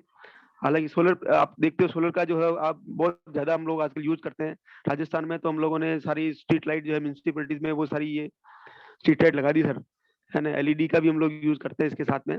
तिवारी साहब थोड़ा सा ये बता सकते हैं क्या कि टोटल प्लांट अगर 1 लाख रुपए का है तो उसमें पैनल की क्या कॉस्टिंग होगी, इन्वर्टर की क्या कॉस्टिंग होगी, केबल की कितनी होगी और एसी-डीसी जो बताया उसकी कितनी होगी, लाइटनिंग अरेस्टर की कितनी, अंदाजा कितने परसेंटेज होगी, तो सबको पता चल जाए भाई क्या कहाँ कितनी कॉस्टिंग किसमें लगती है। परसेंटेज सर अगर इसमें सर काफी सारे कंपोनेंट्स हैं। इसमें सोलर पैनल है, इन्वर्टर है, ACDB, DCDB, earthing system, lighting system, lightning protection है, इसमें सर्च प्रोटेक्शन भी है, इसमें स्ट्रक्चर भी है। तो इसमें मैं सोचता हूँ कि करीबन जो है 30% कॉस्टिंग इसकी पैनल की होती है और करीबन 30 to 40% पैनल की कॉस्ट होती है और करीबन 25% पैनल कॉस्ट जो इसकी इन्वर्टर की होती है, करीबन 20% कॉस्टिंग इसकी स्ट्रक्चर की होती है और बाकी जो केबल्स और ये जो एसीडीबी, डीसीडीबी सब इनकी होती है सर। जी सर। इसके अलावा जो हीटिंग सिस्टम है सोलर एनर्जी को यूज करने के देयर आर 2 रूट्स, एक पीवी रूट है, दूसरा थर्मल रूट है। तो थर्मल रूट को भी हम लोगों को प्रमोट करना चाहिए, ताकि ये जो हम लोग नॉर्मली आप देखते हो कि हीटिंग में भी हम लोग काफी जो है इलेक्ट्रिकल एनर्जी का यूज करते हैं। तो उसके लिए अगर हम वाटर हीटिंग सिस्टम को इसको भी साथ साथ प्रमोट करें तो it will be more and more better solution, overall solution. तो इस तरह से सोलर वाटर हीटर जैसे सिस्टम लगता है हमारे यहाँ पे, वो हम देख सकते हैं। ये तो जनरेटिंग सिस्टम का है। Solar water heater sir solar water heater system की जगह आजकल हीट पंप्स आ गए हैं और हीट पंप्स इसको रिप्लेस कर रहे हैं सारे जितने सोलर वाटर हीटर। हालांकि बराबर है, मैंने भी अपने घर पे राइट लगवाया है, पर मेरे को भी सबने ये राइट। सजेस्ट किया कि आपको नहीं लगवाना चाहिए था। इसके बारे में आपकी कोई ओपिनियन? हाँ ना, हीट पंप जो है दे आर मोर एफिशिएंट, और लो हीट जहाँ अवेलेबल होती है, लो कैपेसिटी हीट पंप जो है वो they are more efficient, but definitely they are costlier than this conventional roof solar water heater.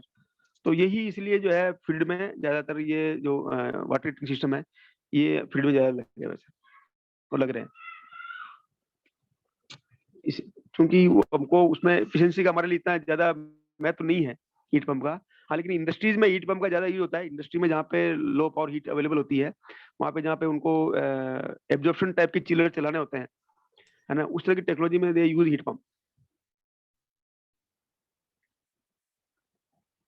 तो ये इस तरह का आप देखिए कि इसमें जैसे आपने पैराबोलिक कंसंट्रेटर लगाया है, ये सीधा का सीधा जो है टारगेट कर रहा है किचन में जहाँ पे आपको हीट चाहिए। इस तरह का प्लांट ये लगा हुआ है सर, ये पैराबोलिक कंसंट्रेटर लगा हुआ है, और इसका जो जो की विंडो जो दी हुई है, इस विंडो में इनका वो लगा हुआ है, स्टोव सिस्टम लगा हुआ है इनका, जहाँ पे इनको हीटिंग चाहिए तो सीधा वहाँ पे आपको हीट दे रहा है इस तरह से। तो इसको आप पैराबोलिक कंसंट्रेटर भी हम लोग इसमें लगा सकते हैं, प्रमोट कर सकते हैं। So thank you so much Agarwal साहब। आपका धन्यवाद तिवारी साहब, आपने बहुत अच्छी जानकारी दी। और आप क्योंकि अजमेर विद्युत वितरण में आप तो इस सर वी प्रोजेक्ट को बिल्कुल on discom, on part of discom जो है, I want to assure that discom ऐसा कुछ नहीं सोचता सर कि कोई इसमें सोलर लगने लग जाएगा तो हमारे कोई नहीं सर, कुछ कोई कंज्यूमर का कम हो इश्यूज जाएगा। हम लोग तो कंज्यूमर्स के बहुत रहते हैं कि जैसे आपने कहा कि कंज्यूमर इलेक्ट्रिक मीटर लाके देगा, तो आपको तो मैं खुद भुक्त भोगी हूँ, मेरे को पता है। मेरे को 30 दिन तक उस इलेक्ट्रिक मीटर को जमा करा के और उसकी टेस्टिंग करवा के वापस लगवाने में 15-20 दिन लग जाते हैं और 4 चक्कर काटने पड़ते हैं। तो कुछ ईज ऑफ डूइंग बिजनेस को आप इसको प्रमोट करिए, जिससे कि कंज्यूमर को एक हरेसमेंट नहीं हो। जो अगर आप टेंडर्स वगैरह कर रहे हैं उसमें अगर मान लीजिए कि सोलर प्लांट लाने वाला ही मीटर लाएगा, फिर उसको जमा कराएगा पैसे, फिर उसको सर हमारे टेस्टिंग के लिए डिफरेंट निकल डिफरेंट जाएगा। हमारे ज्यादातर सर्किल्स पे हमारा मीटर टेस्टिंग लैब अवेलेबल होता है सर, तो वहाँ पे हम लोग लोकली उसको टेस्ट करके उसको दे देते हैं, ऐसा कुछ ज्यादा इशू नहीं आता है अच्छा, उसमें। ठीक है।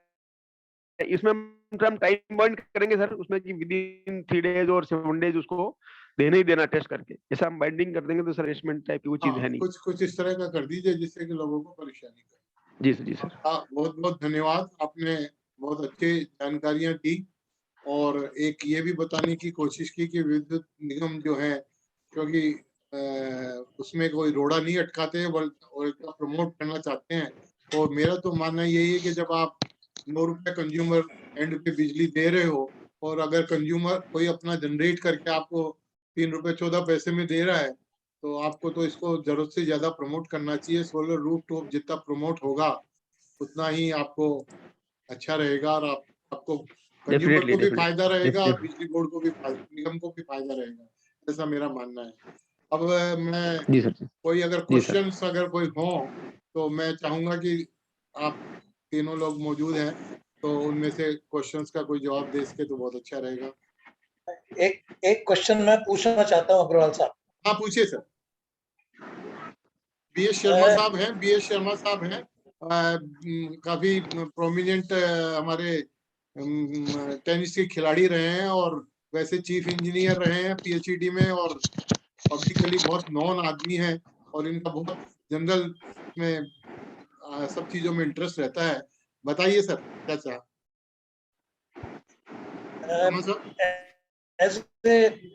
एज ए स्मॉल कंज्यूमर मेरा एक क्वेश्चन है कि हमको जो नॉलेज अवेलेबल है तो वो है करीब for 1 kilowatt we need about 100 square feet area. On the other side अगर हमको पावर का जो यूनिट्स का feedback into the discom system अगर चाहिए तो उसके लिए 10 किलोवाट का कनेक्शन होना जरूरी है। बेसिक नॉलेज हमारी है, अगर गलत हो तो आप करेक्ट कर दीजिएगा। तो ये इसमें क्या ऐसा बहुत और मोर एफिशिएंट सिस्टम कोई डेवलप हो रहा है या कोई ऐसा चल रहा है, thereby you can generate more you know, lesser area per kilowatt. Is it possible to have this? वाडी साहब आप बताना चाहेंगे? सर इसमें क्या है कि हम जैसे मैंने बताया था कि दो तरह के पैनल्स आते हैं हमारे यहाँ पे, मोनोक्रिस्टलाइन और पॉलीक्रिस्टलाइन। तो अगर आपके पास एरिया की कमी है तो we should go for monocrystalline. तो मोनोक्रिस्टलाइन में क्या रहता है, उसकी एफिशिएंसी ज्यादा रहती है। तो for the same area they are having more capacity. क्या है? मोनोक्रिस्टलाइन पैनल्स आर, जो मोनोक्रिस्टलाइन पैनल्स होते हैं जी। वो for the same area they can generate more power. कितना है, कोई आप दे सकते हैं क्या पर किलो? इसमें पर सर आप इसमें आप देखिए, जहाँ पे पॉलीक्रिस्टलाइन 6 किलोवाट जनरेट करता है वहां पे ये मोनोक्रिस्टलाइन 7 किलोवाट जनरेट कर सकता है। इतना सा फर्क पड़ता है। अच्छा, 6 किलोवाट की जगह 7 किलोवाट हो जाएगा। हाँ ये यहाँ पे अगर आपको सिंपली अगर आपको लगता है कि जैसे मेरा जो है पॉलीक्रिस्टलाइन से 6 किलोवाट में जनरेट कर रहा हूँ, अगर आप उसकी जगह मोनोक्रिस्टलाइन लगाएंगे तो आपको 7 किलोवाट मिलेगा। इतना फर्क पड़ेगा। अच्छा, मैं शर्मा साहब बीच में इंटरव्यू करूंगा। अभी सोमानी साहब ने बताया था कि अभी जो पैनल्स आ रहे हैं, पहले 200 वाट के आते थे, फिर 440 वाट के आने लगे, फिर 550 वाट के आने लगे, और अभी जो नए पैनल्स आ रहे हैं ट्रीना और जो बड़ी कंपनीज के, वो 700 वाट तक के, 750 वाट के आ रहे हैं। तो जो 100 फीट के अंदर आपका जनरेशन हो सकता था, वो उतना का उतना जनरेशन अब 50 फीट में होने लग गया है।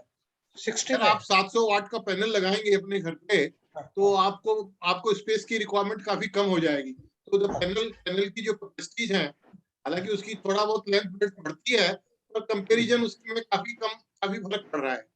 तो आप नॉर्मली पहले 300 वाट के आते थे, अब 440 और 500 वाट के आने लगे, और जो लेटेस्ट आए हैं वो 650 700 वाट के आ रहे हैं, और जो नया लेटेस्ट जो जनरेशन हुआ वो 800 वाट तक पहुंचा है, पर वो भी एक्सपेरिमेंटली है, अभी उनकी प्रूव नहीं हुई है, और उनकी इफिशिएंसी प्रूव होना जरूरी है। और 700 वाट के पैनल्स ऑलरेडी लग रहे हैं, उनका कॉमन यूज हो रहा है। तो अगर आप 700 वाट के पैनल लगाएंगे तो जो आपने स्ट्रेंथ की बात बताई है, वो उसका काफी शॉर्ट आउट आपका काफी बड़ा इम्प्रूवमेंट है 700 वाट। हाँ, ये एक, और जो इन्होंने बताया वो बिल्कुल सही कहा कि अगर आप मोनोक्रिस्टलाइन लगाएंगे तो उसकी इफिशिएंसी पॉलीक्रिस्टलाइन के कंपेयर में करीब 20% 15% ज्यादा होती है। तो वो जो सोलर सेल्स जो लगते हैं, उनकी एक टेक्निकल स्पेसिफिकेशन है, उनकी मैन्युफैक्चरिंग का जो सिस्टम है जिसमें इलेक्ट्रॉन्स वगैरह डेवलप होते हैं, तो पॉलीक्रिस्टलाइन अगर होती है, मोनोक्रिस्टलाइन होता है, तो वो भी एक बहुत बड़ा फैक्टर रहता है। तो ये दोनों पॉइंट आप देख लें, और जब भी कोई हमारी सर्विसेज की जरूरत पड़े तो हम आपके साथ लगे हुए हैं। बिल्कुल पड़ेगी। तो इसमें सर 4 से कुछ समय पश्चात आपसे कांटेक्ट करूंगा। इसमें सर 4 से 5% का डिफरेंस रहता है मोनोक्रिस्टलाइन और पॉलीक्रिस्टलाइन में। अच्छा, थैंक यू वेरी मच। और कोई क्वेश्चन हो तो सर बताएं किसी का। मुझे कहीं जाना है तो परमिट मी टू लीव। आप प्लीज गो। Thank you. और किसी का कोई प्रश्न हो तो बताया नहीं। हेलो, हाँ सर, आपका क्वेश्चन क्या है sir? Sir SC code sir, electricity duty के बारे में मेरा क्वेश्चन सर। इलेक्ट्रिसिटी ड्यूटी के बारे में मेरा क्वेश्चन है, 60 पैसा इलेक्ट्रिसिटी ड्यूटी लगा रहे हैं, तो 3/14 में से 60 पैसा और कम हो जाएगा साहब रेट आपका। तो दूसरे स्टेट में इलेक्ट्रिसिटी ड्यूटी आई नहीं है और राजस्थान ने 60 पैसे का इलेक्ट्रिसिटी ड्यूटी लगाई है साहब, ये गलत है। इसका जवाब तो सुनील बंसल जी दे सकते हैं, जिन्होंने हाई कोर्ट से स्टे ले रखा है। सर डोमेस्टिक कंज्यूमर में हाई कोर्ट से स्टे ले लिया जोधपुर में। तो सुनील बंसल जी हैं क्या? रिपोर्ट में साहब, सुनील बंसल साहब है क्या? सुनील बंसल जी सर मेरा एक सबमिशन है साहब, और सेकंड पॉइंट है मेरे साहब। हेलो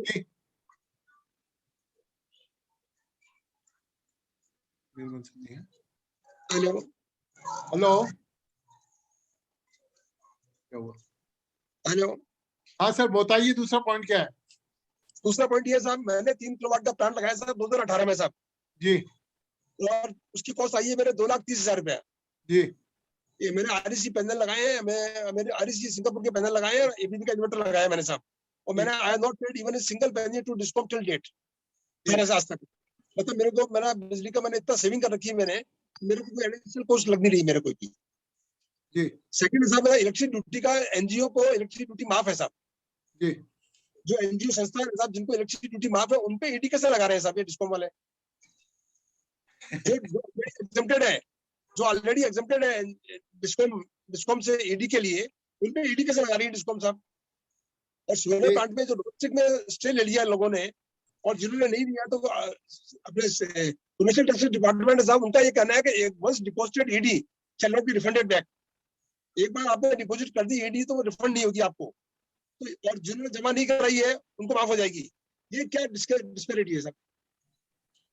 ये देखिए कुछ ऐसे इश्यूज हैं जिनके बारे में मतलब इनका जवाब कुछ भी नहीं होता है और एक बैक डेट से कुछ ना कुछ जोड़ देते हैं। आपके देखा होगा आपने इलेक्ट्रिसिटी ड्यूटी के बारे में और फ्यूल सरचार्ज के बारे में, ये कुछ ऐसे इश्यूज हैं जो काफी सालों से चले आ रहे हैं और इसकी फाइट बराबर डिस्कॉम से करते रहते हैं और इंडिविजुअल केसेस की फाइट होती रहती है।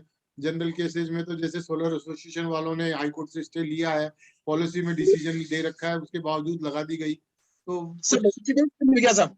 हाँ कुछ है, कमियां हैं जिनके बारे में हमेशा चलते रहते हैं। मैं सोचता हूँ कि जल्दी ही इस बारे में कोई सॉल्यूशन निकालना चाहिए इनको, क्योंकि इससे काफी सेक्टर को काफी बड़ा धक्का लगता है।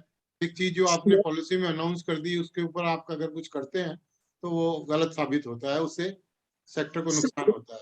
और कोई जनरल क्वेश्चन है सर किसी का? हेलो हाँ बताइए सर। बीटी मालू बोल रहा हूँ। हाँ बोलिए माल सर। सर एक सूचना भी है और एक कंप्लेंट भी है इसमें। हमारे इधर जो एग्जीक्यूटर है वो पैसा लेके कंज्यूमर से महीनों काम नहीं करते और वो अपनी प्रॉपर्टी बढ़ा के ऐसे गुपचुप कहीं छिप जाते हैं जी कि वो मिलना ही मुश्किल होता है और काम भी नहीं होता है। लोग बहुत परेशान होते हैं सर। इसके लिए कोई कार्रवाई कहीं संभव है क्या? ये तो एक तरह से डिस्कॉम ही इसमें कुछ ऐसा कर सकता है कि ऐसे कंज्यूमर्स को जो जिनको इन्होंने वेंडर बनाया है, वेंडर में ही कुछ इस तरह की कंडीशन डाल सकता है वेंडर, जो जितने भी वेंडर हैं उनपे, कि भाई जितना वो एडवांस लेते हैं या और करते हैं उसको डिस्कॉम्स को वो पहले इंटीमेट करें और डिस्कॉम्स उनके ऊपर आगे के लिए उनको ब्लैकलिस्ट करे ऐसे कंज्यूमर्स को जो पर्टिकुलर टाइम में कंप्लीट नहीं करते हैं और जो कंज्यूमर्स को परेशान करते हैं। Because this is not only affecting the sector, it is affecting the whole sector. आपका लॉस, ट्रस्ट लॉस हो रहा है, एक कंज्यूमर का ट्रस्ट लॉस हो रहा है कि मेरे पैसे नहीं दिए और मेरा काम नहीं हो रहा है। तो बहुत बड़ा ये प्रॉब्लम है। इस तरह का एक मामला सर हमको रिकॉर्ड हुआ था। इस तरह का एक मामला रिकॉर्ड हुआ था जोधपुर से कि कोई बॉम्बे कोई एक्स कंपनी थी, आई डोंट नो है, तो वो उन्होंने क्या, वो कोई शायद डिस्कॉम से ही कोई रिटायर्ड बंदे थे, है ना, और उन्होंने कोई कंपनी को उन्होंने एक कंपनी बनाई और उन्होंने काफी हमारे डिस्कॉम्स के लोगों को, बड़े लोगों को, सीनियर लोगों को उन्होंने डायरेक्टर बनाया कंपनी में। और वो काफी उनके रिश्तेदारों से और कंज्यूमरों से जो है उन्होंने पैसा लिया और वो जो है इसको फाइनली जो है वो छोड़ के चले गए, पता नहीं कि अस्पताल में जाके भर्ती हो गए। तो उसका सर हमने क्या किया, अभी हमने हमारा जो नया टेंडर निकाला उसमें हमने ये प्रावधान किया है कि जो वेंडर है बेनिफिशियरी से 5 स्टेप में पैसा लेगा। जैसे हम मकान बनाते हैं ना, तो प्लिंथ लेवल पे अलग पेमेंट हो गया, छत डल गई तो अलग पैसा, उसका अलग अलग स्टेज पे पैसा। तो हमने उसमें कॉन्ट्रैक्ट एग्रीमेंट पे 10% का पेमेंट का प्रावधान किया है। उसके बाद स्ट्रक्चर लगा देगा तो उसके बाद 20% और देंगे, फिर वो पैनल लगा देगा तो उसके ऊपर 20% और देंगे, और उसको फाइनली जो है उसको हमने कुल 5 टुकड़ों में 10, 20, 20, 20 और 30 ऐसे 5 टुकड़ों में हमने उसको पेमेंट का प्रावधान किया। तो कंज्यूमर से इस प्रकार से हाँ 5 पार्ट में पैसा लेगा, 10%, 20%, 20%, 20% और 30%। तो उसमें जो ये जो आप कह रहे हो कि इकट्ठा पैसा लेके चला गया करके, तो वो उसकी पॉसिबिलिटी कम हो जाएगी।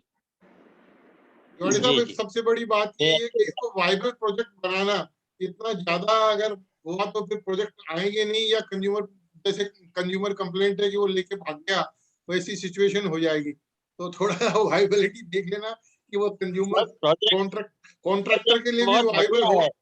और ना ठीक ऐसा सर, कॉन्ट्रैक्टर्स नॉर्मली तो वेंडर्स जो है कॉन्ट्रैक्टर से 100% पेमेंट ही लेते हैं, उसमें हम लोगों को पता नहीं होता भाई आप वेंडर जाने और वो बेनिफिट जाने। हाँ लेकिन हमारी कंडीशन में ये है तो हम ये कह सकते हैं कि भाई हमने जब आपको ये कह रखा था कि आपने पूरा पेमेंट दिया ही क्यों अगले को।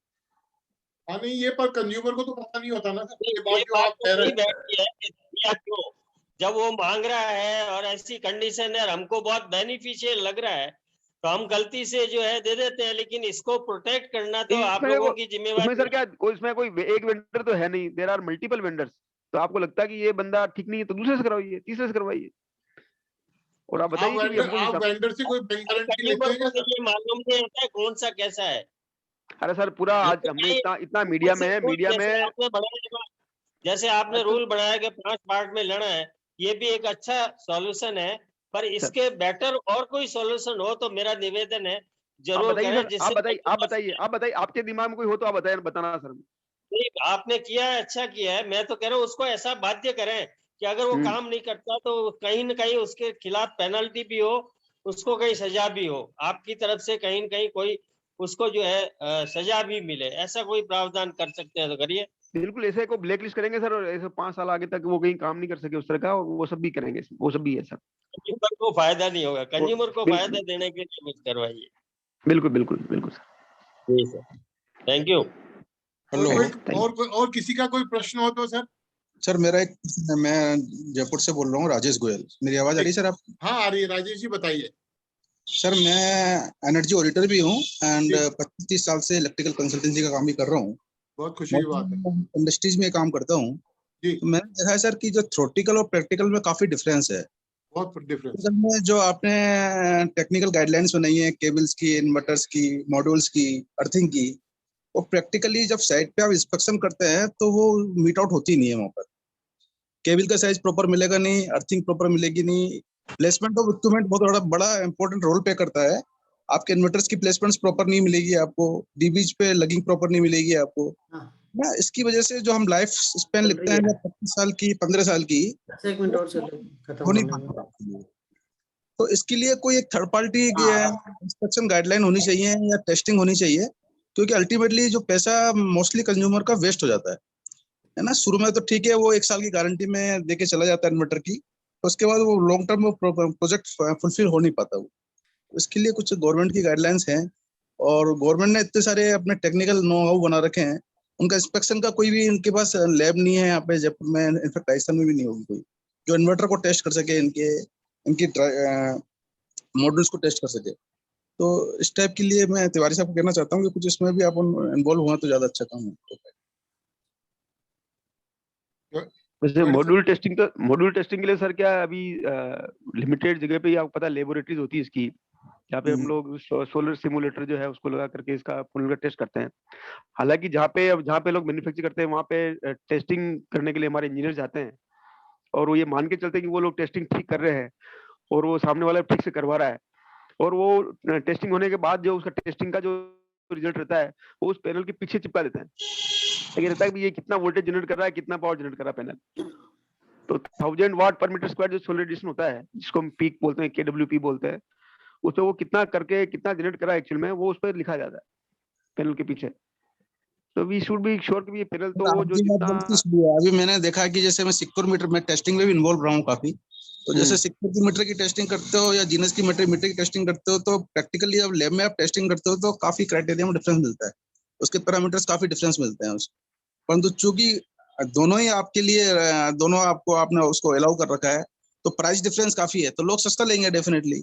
अब जो कुछ सस्ता लेगा तो वो उसकी फिर क्वालिटी मीट आउट नहीं हो पाती है, और वो लॉन्ग टर्म नहीं चल पाता वो चीज, है ना। ये हालत केबल के अंदर है, यही हालत इन्वर्टर मैन्युफैक्चर इतने सारे आ चुके हैं बाजार के अंदर कि लाइन लगा के आ गए हैं, सब ब्रांडिंग कर रहे हैं, खुद कुछ नहीं बना रहा। और जो अच्छा मैन्युफैक्चर है वो चुपचाप कोने में बैठा हुआ है, क्योंकि उसकी प्राइस ही मीट आउट नहीं हो पा रही है वहाँ पे, ठीक है ना। तो इस अर्थिंग कर रहे हैं, लोगों को अर्थिंग नहीं पता कि अर्थिंग कैसे करनी है, अर्थिंग रेजिस्टेंस प्रॉपर नहीं आ पा रहा है उनका, ठीक है ना। तो जब तक इस हमने पे लेवल पर हमने हमारे इस कॉन्टेक्ट में सर, इसलिए हमने A B C class contractor का उसका प्रावधान भी किया है, ताकि कम से कम उसके पास कोई सुपरवाइजर या कोई इलेक्ट्रिशियन, कोई एक्सपर्ट उसका है, स्किल्ड लेबर है जो इसको सर, इस काम एडवाइस ये है कि आप कोई भी इंस्टॉलेशन अगर बड़ी इंस्टॉलेशन होती है तो एक थर्ड पार्टी, अब तो राजस्थान में काफी सारे एनर्जी ऑडिटर्स बन गए हैं, आप किसी से थर्ड पार्टी इंस्पेक्शन करा सकते हैं, और उसको जब तक वो सर्टिफाई नहीं करते उसकी पेमेंट मत करो आप उसको, तो रोजगार भी मिलेगा, काम भी मिलेगा, और टेस्टिंग भी हो जाएगी प्रॉपर्टी। साहब ये तो आइडिया बिल्कुल सही है, कि जितने भी गवर्नमेंट डिपार्टमेंट्स हैं उनमें जो इंस्पेक्शन का तरीका है वो एक तरह से देखा देखी है, कुछ होता जाता है नहीं, और टेक्निकल स्पेसिफिकेशंस जो होते हैं वो मीट आउट नहीं हो पाते हैं।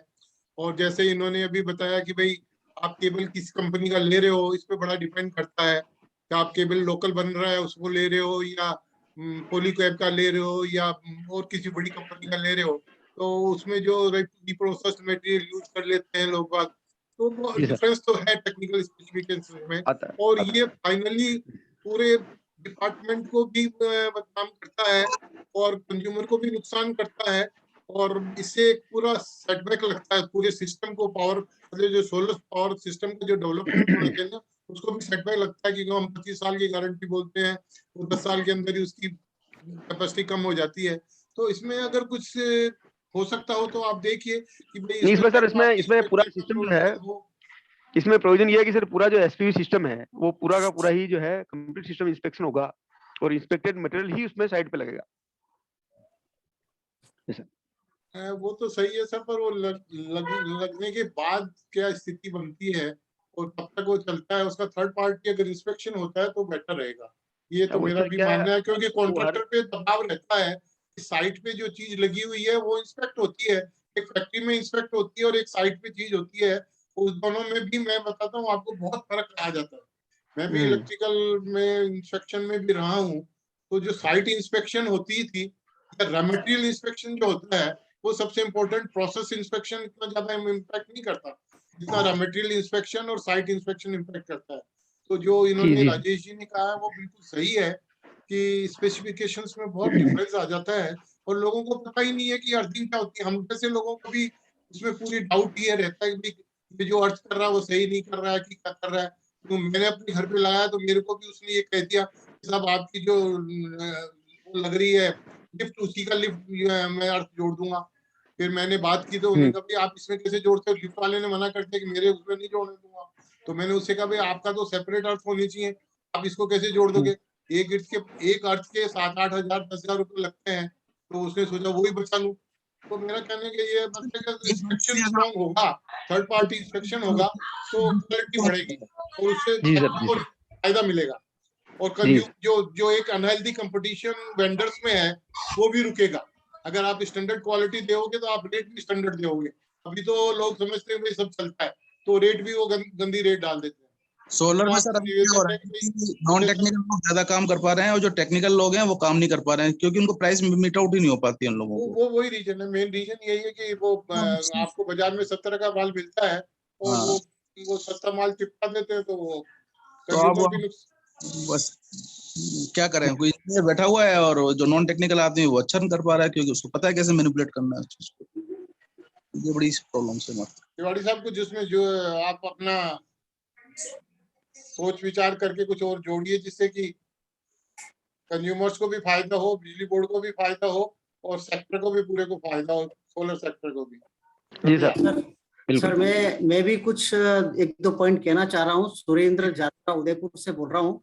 हाँ जी जी फरमाएं। परमिशन हो तो सर मैं नहीं बिल्कुल बताएं सर, बिल्कुल बताएं। सर मेरा जो है मीटरिंग में करीब काफी लंबा अनुभव रहा है।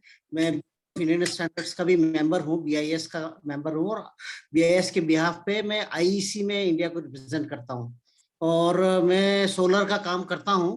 पिछले 5-6 साल से काफी इंस्टॉलेशंस भी किए हैं और अभी भी मीटरिंग का भी काम करते हैं। इसके अंदर से मैं ये कहना चाह रहा हूँ कि जो आज की डेट में जितने इंस्टॉलर्स हैं उसमें स्किल्स लेवल पे बहुत कमी है। जिस तरीके से लोग काम कर रहे हैं, हर मोहल्ले के अंदर सोलर इंस्टॉलेशन के काम अपना कंपनी खोल के बैठे हुए और काम कर रहे हैं। उनका लेवल पे अगर आप देखेंगे तो कोई भी किसी तरह की कोई ट्रेनिंग नहीं है, किसी तरह की कोई गाइडलाइंस नहीं है कि इस तरह से काम होना चाहिए। और जितनी भी बात हो रही है कि ऐसा काम हो रहा है वैसा काम हो रहा है, क्योंकि उनको तो ना तो नॉलेज है ना स्किल है, इसके ऊपर कुछ भी काम नहीं हो रहा है। आज हम इंस्पेक्शन वगैरह लगा दें लेकिन लोगों की बेसिक नॉलेज और स्किल लेवल पे ही काम नहीं होगा तो अच्छा काम कैसे होगा। एक तो ये। दूसरा है कि हमने जब मीटरिंग में काम किया था तो मैंने एक गाइड बनाया था, मीटरिंग गाइड IS 170 से 15707। तो 15707 के अंदर पूरा मीटर का फैक्ट्री से निकलने के बाद में 10 साल की उसकी लाइफ, 15 साल की लाइफ के बाद में उसका डिस्पोजल तक का कैसे डिस्पोजल होगा, उसका पूरा एक IS बना हुआ है, इंडियन स्टैंडर्ड। वैसे अगर अपने यहाँ देखें तो मैंने उस समय काफी काम किया था। तो इंस्टॉलेशन गाइड, कोई स्टेशनरी इंस्ट्रूमेंट हो, कोई स्टैंडर्ड हो, कोई गाइड हो IS की तरफ से कि हमारी इंस्टॉलेशन गाइड बने, उसके अकॉर्डिंग इंस्टॉलेशन होनी चाहिए, तो अच्छी बात है।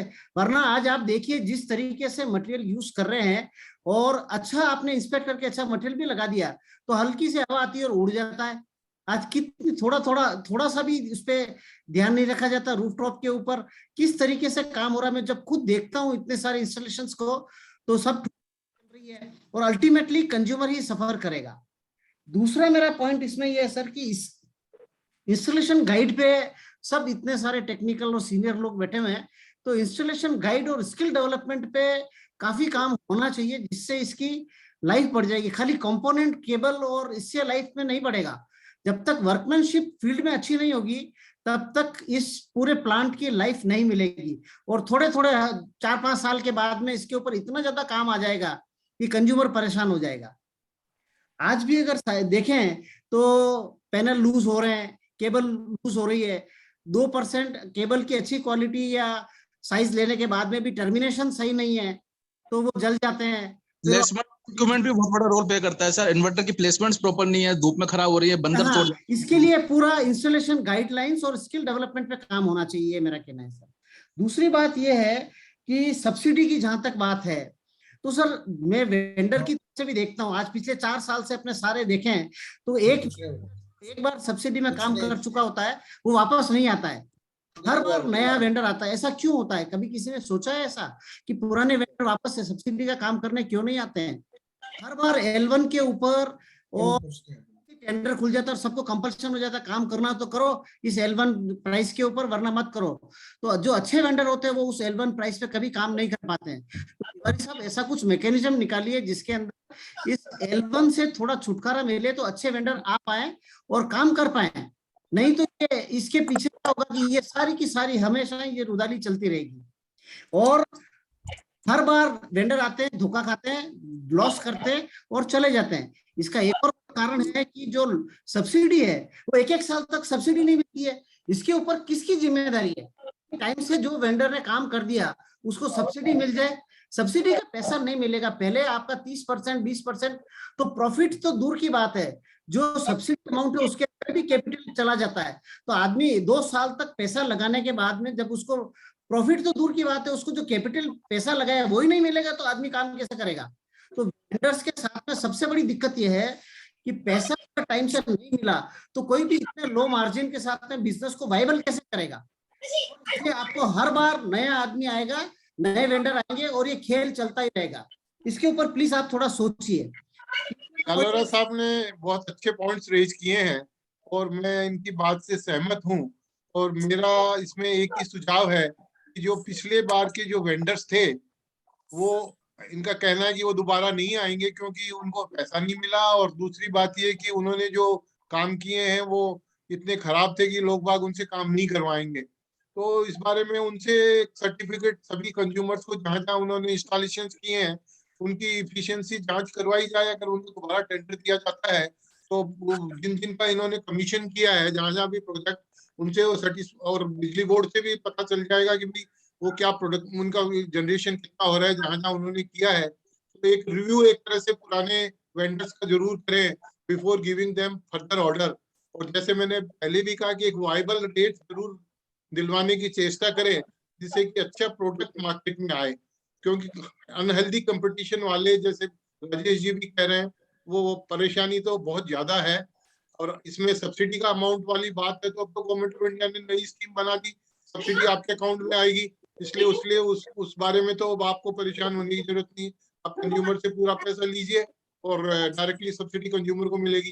तो एक गवर्नमेंट का ये जो इंटरवेंशन था ये तो खत्म हो जाएगा आपके लिए। और जहां तक क्वालिटी ऑफ प्रोडक्ट का सवाल है, इंस्टॉलेशन की एक गाइडलाइंस है, इस बारे में भी मेरे ख्याल से, और ट्रेनिंग के बारे में मेरे ख्याल से डिस्कॉम्स को, जो भी इम्प्लीमेंटिंग एजेंसीज हैं, उनको बहुत सीरियसली विचार करना चाहिए क्योंकि ये सर, पूरे sector के लिए एक और पॉइंट है सर, मेरा लास्ट पॉइंट ये है कि गवर्नमेंट ने 12% टैक्स कर दिया, 5% से नहीं लगा दे यार, बार बार नहीं।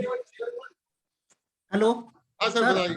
जी सर, तो हाँ इसमें सर, गवर्नमेंट ने जीएसटी गवर्नमेंट ने बढ़ा दिया, ये इशू चल रहा है और और ये नेशनल इशू है सर। इस हाँ बारे सर। में मेरी काफी बात हुई है, और ये गवर्नमेंट ने क्यों किया है इसके बारे में कभी ज्यादा जानकारी नहीं मिल पाई, क्योंकि गवर्नमेंट एक तरफ तो सेक्टर को बढ़ावा दे रही है, दूसरी तरफ जीएसटी इक्विपमेंट पे बढ़ाए हैं, तो कहीं ना कहीं कोई बड़े लोगों का मैं ये कहना चाह रहा हूँ सर, मैं ये कहना चाह रहा हूँ, आपकी बात सही है सर, कि ये बीसीडी लागू होने से पहले आपने ये गवर्नमेंट ने 12% कर दिया था। अब इधर 12% करने के साथ ही ये पैनल के ऊपर और पैनल ये जो रेट बढ़ा दिए इधर, तो बेसिक प्राइस जो है वही इतनी ज्यादा बढ़ गई है, उसके फिर 12% का जीएसटी लग गया है। तो इसके ऊपर सब हर एरिया से अगर वापस गवर्नमेंट के पास में फीडबैक जाएगा कि भाई इसको वापस, अब एक तरफ आपने पैनल के ऊपर इतनी प्राइस बढ़ा दी है, टैक्स बढ़ा दिया, तो इसको वापस कम करो। एक रिप्रेजेंटेशन जाता है तो अच्छी बात है, और अच्छी बात है सर, गवर्नमेंट ये कहना है मेरा। सोलर एसोसिएशन वालों से हम रिक्वेस्ट करेंगे कि वो हाँ। भी अपनी तरफ से एक रिप्रेजेंटेशन दे, क्योंकि जीएसटी बढ़ना भी उसकी वजह से उसको बढ़ावा नहीं है, उस आइटम और को। सर इंडस्ट्री एसोसिएशन भी लिखना चाहिए, खाली सोलर एसोसिएशन से नहीं, अपने समता पावर की तरफ से इंडस्ट्री एसोसिएशंस को भी आग्रह करना चाहिए कि आप भी लिखो सबको, क्योंकि अल्टीमेटली ये तो इंडस्ट्री, रेजिडेंशियल और सबको ही अफेक्ट कर रहा है। ठीक है सर, ठीक है, we will take it up. हम अपने अग्रवाल साहब जी, मैं खमेसरा बोल रहा हूँ। हाँ खमीसरा साहब फरमाएं।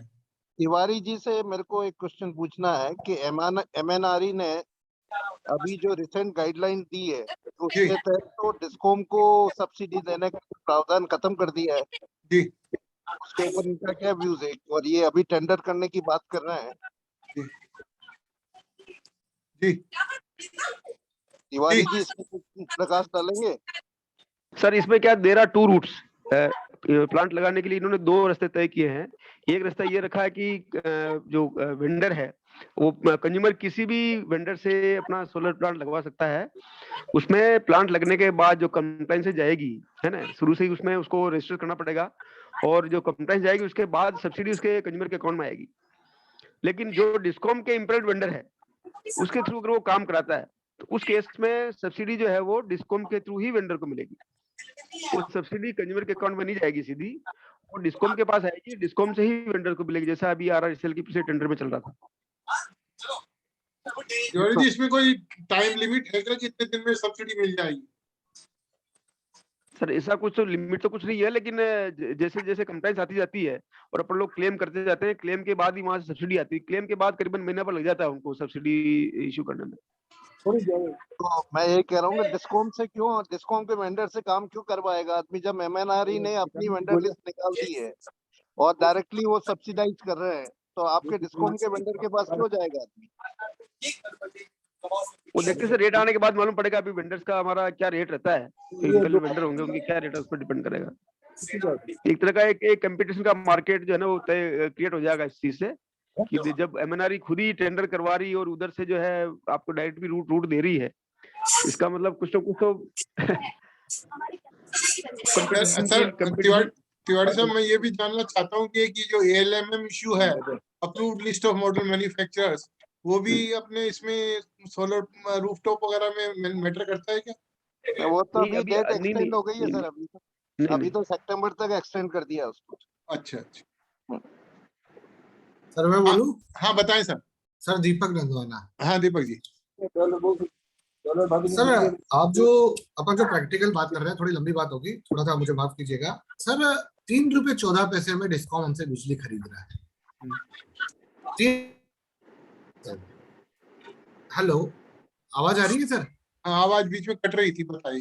सर डिस्कॉम जो बिजली खरीद रहा है, जो हम रूफटॉप सोलर लगा रहे हैं, उस पे 3 रुपए 14 पैसे में हमसे खरीद रहा है जी। इससे सस्ता बिजली डिस्कॉम को कहाँ मिलता है? कहीं भी नहीं मिलता है ना सर। कहीं भी नहीं मिलता है। आप गवर्नमेंट टेंडर निकाल के 19 रुपए और 20 रुपए में बिजली खरीदती है, 12 रुपए में खरीदती है, 10 रुपए में खरीदती है, और वो उनके कोलैबोरेशन जो होता है वो आपस में इंडस्ट्रियलिस्ट टू इंडस्ट्रियलिस्ट होता है। हम लोग 3 रुपए में यूनिट में बिजली आपको देते हैं और 8 और 10 रुपए में हम घर वाले ही खरीदते हैं जिन्होंने रूफटॉप लगाया है। उसके बावजूद भी मैंने कल 10 किलोवाट का 3 दिन में आदमी को इंस्टॉल करके दे दिया आपने, लेकिन 1 महीने से मेरे आरएससीबी से मीटर पास होके नहीं आ रहे सर, इतना प्रॉब्लम आ रही है। आरएससीबी वाले मुझे केवल वो जो मीटर्स हैं उनको टेस्ट करके देना है, उसमें 30 दिन लगा रहे, मेरा काम 3 दिन का और उनका काम 30 दिन का।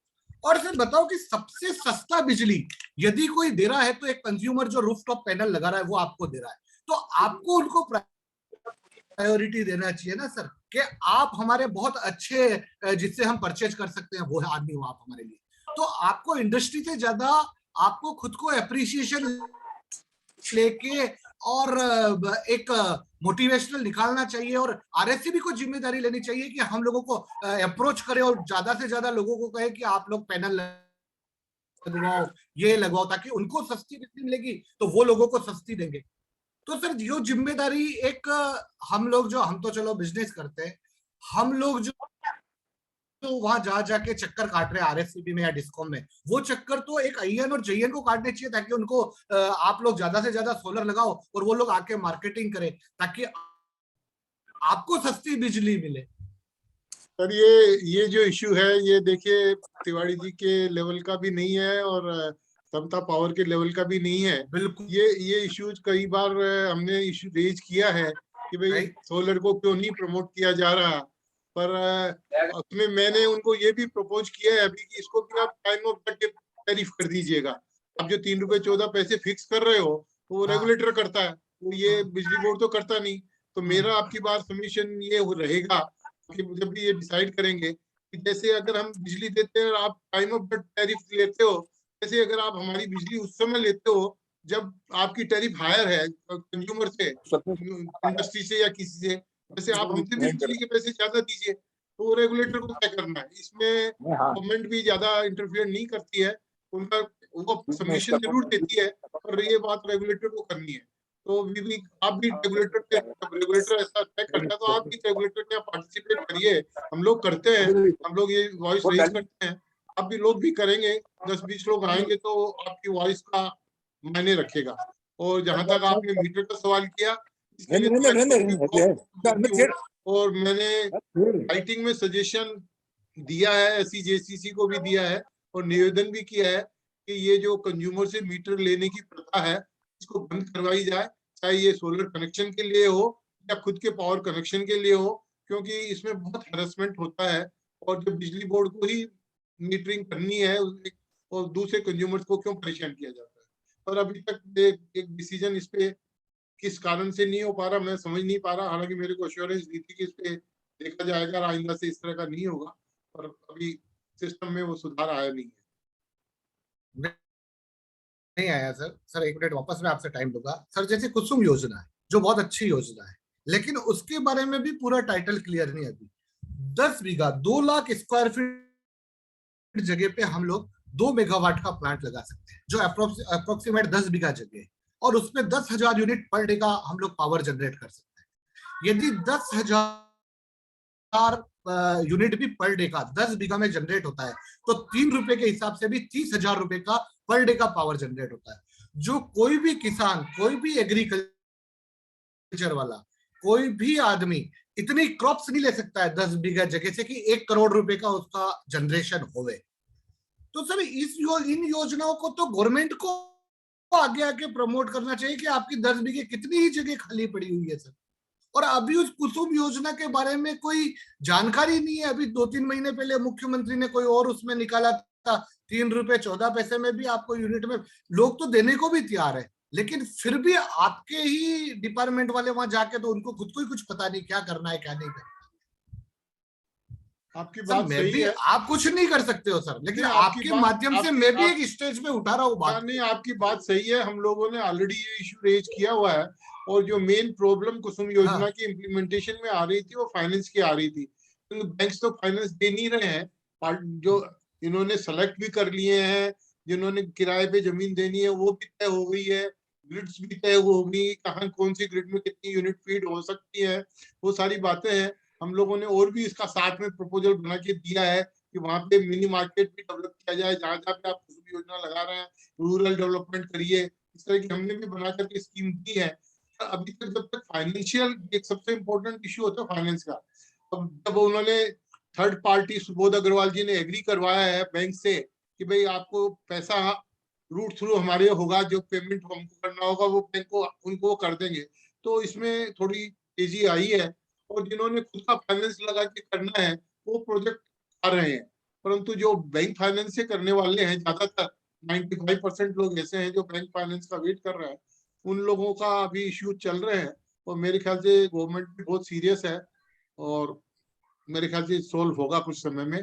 और जगह पर भी पूरे कंट्री वाइड ही ये प्रपोजल अभी तक शेप नहीं ले पाया कुसुम योजना का, तो इसीलिए महाराष्ट्र डिस्कॉम ने रूरल एरियाज के अंदर पूरा बैटरी बैक किया हुआ छोटे छोटे प्लांट्स लगाना शुरू कर दिया। हर एक डिस्ट्रिक्ट के अंदर 10-10 मेगावाट के प्लांट लगा दिए बैटरी बैकअप किए हुए, जो डिस्ट्रीब्यूटेड सोलर एनर्जी के जैसे काम आएंगे। तो कुसुम योजना एक बहुत अच्छी योजना है, पर अभी तक उस पर इम्प्लीमेंटेशन में प्रॉब्लम्स हैं। तो गवर्नमेंट की स्कीम में जैसा होता है शुरू में साल 2-3-4 साल यूं ही निकल जाते हैं, उसके बाद किसी के दिमाग में आती है कि भाई ये योजना अच्छी थी, चली क्यों नहीं। जैसे नरेगा में भी यही हुआ था, औरों में भी हुआ था। तो ये वन ऑफ द स्कीम्स है, we hope we will improve in time to come. और किसी का कोई सवाल है या सर? अब it's already 8 o'clock and we have enough question answers.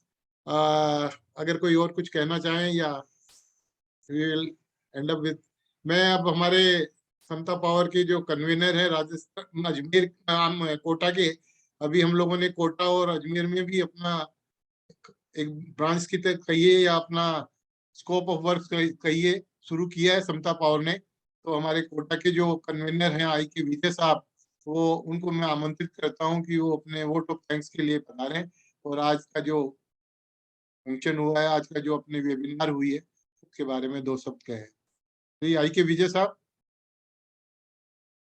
आई के विजय साहब हैं? आई के विजय साहब ओजस, आई के विजय साहब,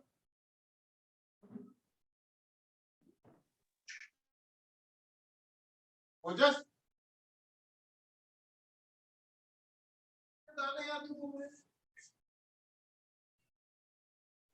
क्या हो गया? वो एक आई के विजय साहब है क्या? आई के विजय साहब है क्या? है विजय साहब? हाँ सर। हाँ सर, आपको आमंत्रित करता हूँ, आप आज का वेबिनार में पधारे हुए लोगों को।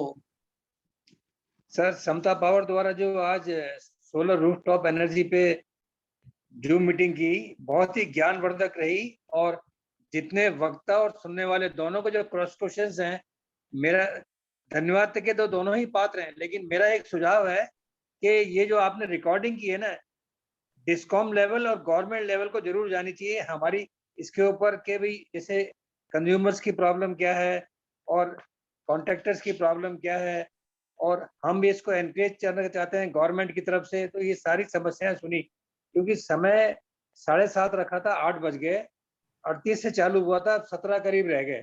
तो ये तो एक मात्र औपचारिकता है, धन्यवाद देना। मैं इस औपचारिकता को निभाते हुए अग्रवाल साहब आपका बहुत बहुत आभारी हूँ कि आपने मुझे ये मौका दिया कि मैं सभी लोगों को धन्यवाद प्रस्ताव दूं। लेकिन मैंने भी एक अपनी सोसाइटी में, जो लैंडमार्क क्रॉइंस सोसाइटी है, 35 किलोवाट का कनेक्शन लिया है, 15 सितंबर को चार्ज किया था। अभी कुछ लोगों ने सवाल रेज किया कि हमारे पास क्या गारंटी है, कि इक्विपमेंट की गारंटी तो 25 साल है टावर की, और उसकी गारंटी 8 साल की है, 15-25 साल की। हम फाइनेंस पैसा दे चुके, हम उसका क्या करेंगे अगर मान लो वो इक्विपमेंट एज पर गारंटी नहीं चले तो मेरा इसमें एक सुझाव है आपको, मुझे देना तो धन्यवाद है, लेकिन सुझाव भी है कि जिस वेंडर ने हमारे यहाँ ये लगाया है और इक्विपमेंट की गारंटी दी है, वो वेंडर का कहीं ना कहीं रिकॉर्डिंग हो कि भाई इस वेंडर ने यहाँ पे लगाया है इतना किलोवाट का, और गारंटी ये फाइनेंशियल हमारे पास कोई विजय साहब आपकी आवाज नहीं आ रही। विजय जी आपकी आवाज नहीं आ रही।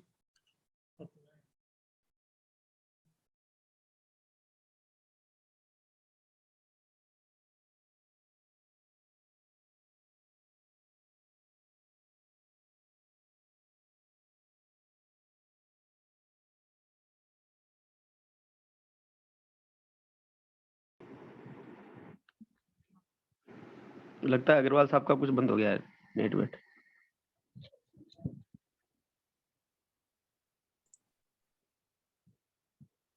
हाँ सर, विजय साहब। विजय साहब हाँ सर। आप कुछ कह रहे थे? नहीं सर, मैं अपना जो है ना, आप सभी लोग धन्यवाद के पात्र हैं, क्योंकि जिन्होंने बोला और जिन्होंने क्वेश्चन पूछा बहुत ही ज्ञानवर्धक रहा सर है सेमिनार। लेकिन समय की सीमा काफी बढ़ गई, इसलिए काफी मेंबर्स आधे घंटे में 7:30 पे ही छोड़ना चालू कर दिया। मेरा एक सुझाव इसमें धन्यवाद के साथ साथ ये भी है सर, ये मीटिंग पूरी रिकॉर्ड की हुई है, तो हम डिस्कॉम में अभी जैसे AK गुप्ता जी बने हैं गवर्नमेंट एडवाइजर, और इंडस्ट्रीज वालों को ये सब रिकॉर्डेड जरूर दें सर, ताकि हमारा भी सुझाव रहे इसके अंदर। बिल्कुल, आपका कहना सही है। और हम तो YouTube पे भी डालते हैं अपना ये जो रिकॉर्डिंग आज की है, हम तो YouTube पे भी डालते हैं और सब गवर्नमेंट को भी इन्फॉर्म करते हैं और इनवाइट भी करते हैं इन सब में जो वेबिनार्स हो रही है उनमें। पर सुनील गवर्नमेंट बंसल साहब ने और तिवारी जी के क्वेश्चन तो बहुत ही बढ़िया रहे सर। ठीक है, तो बहुत ही बहुत धन्यवाद के पात्र हैं। Thank you sir, thank you.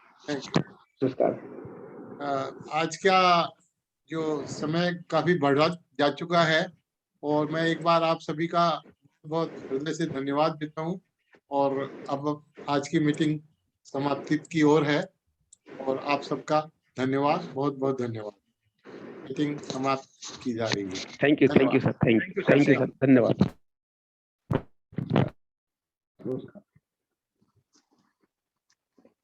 बीच में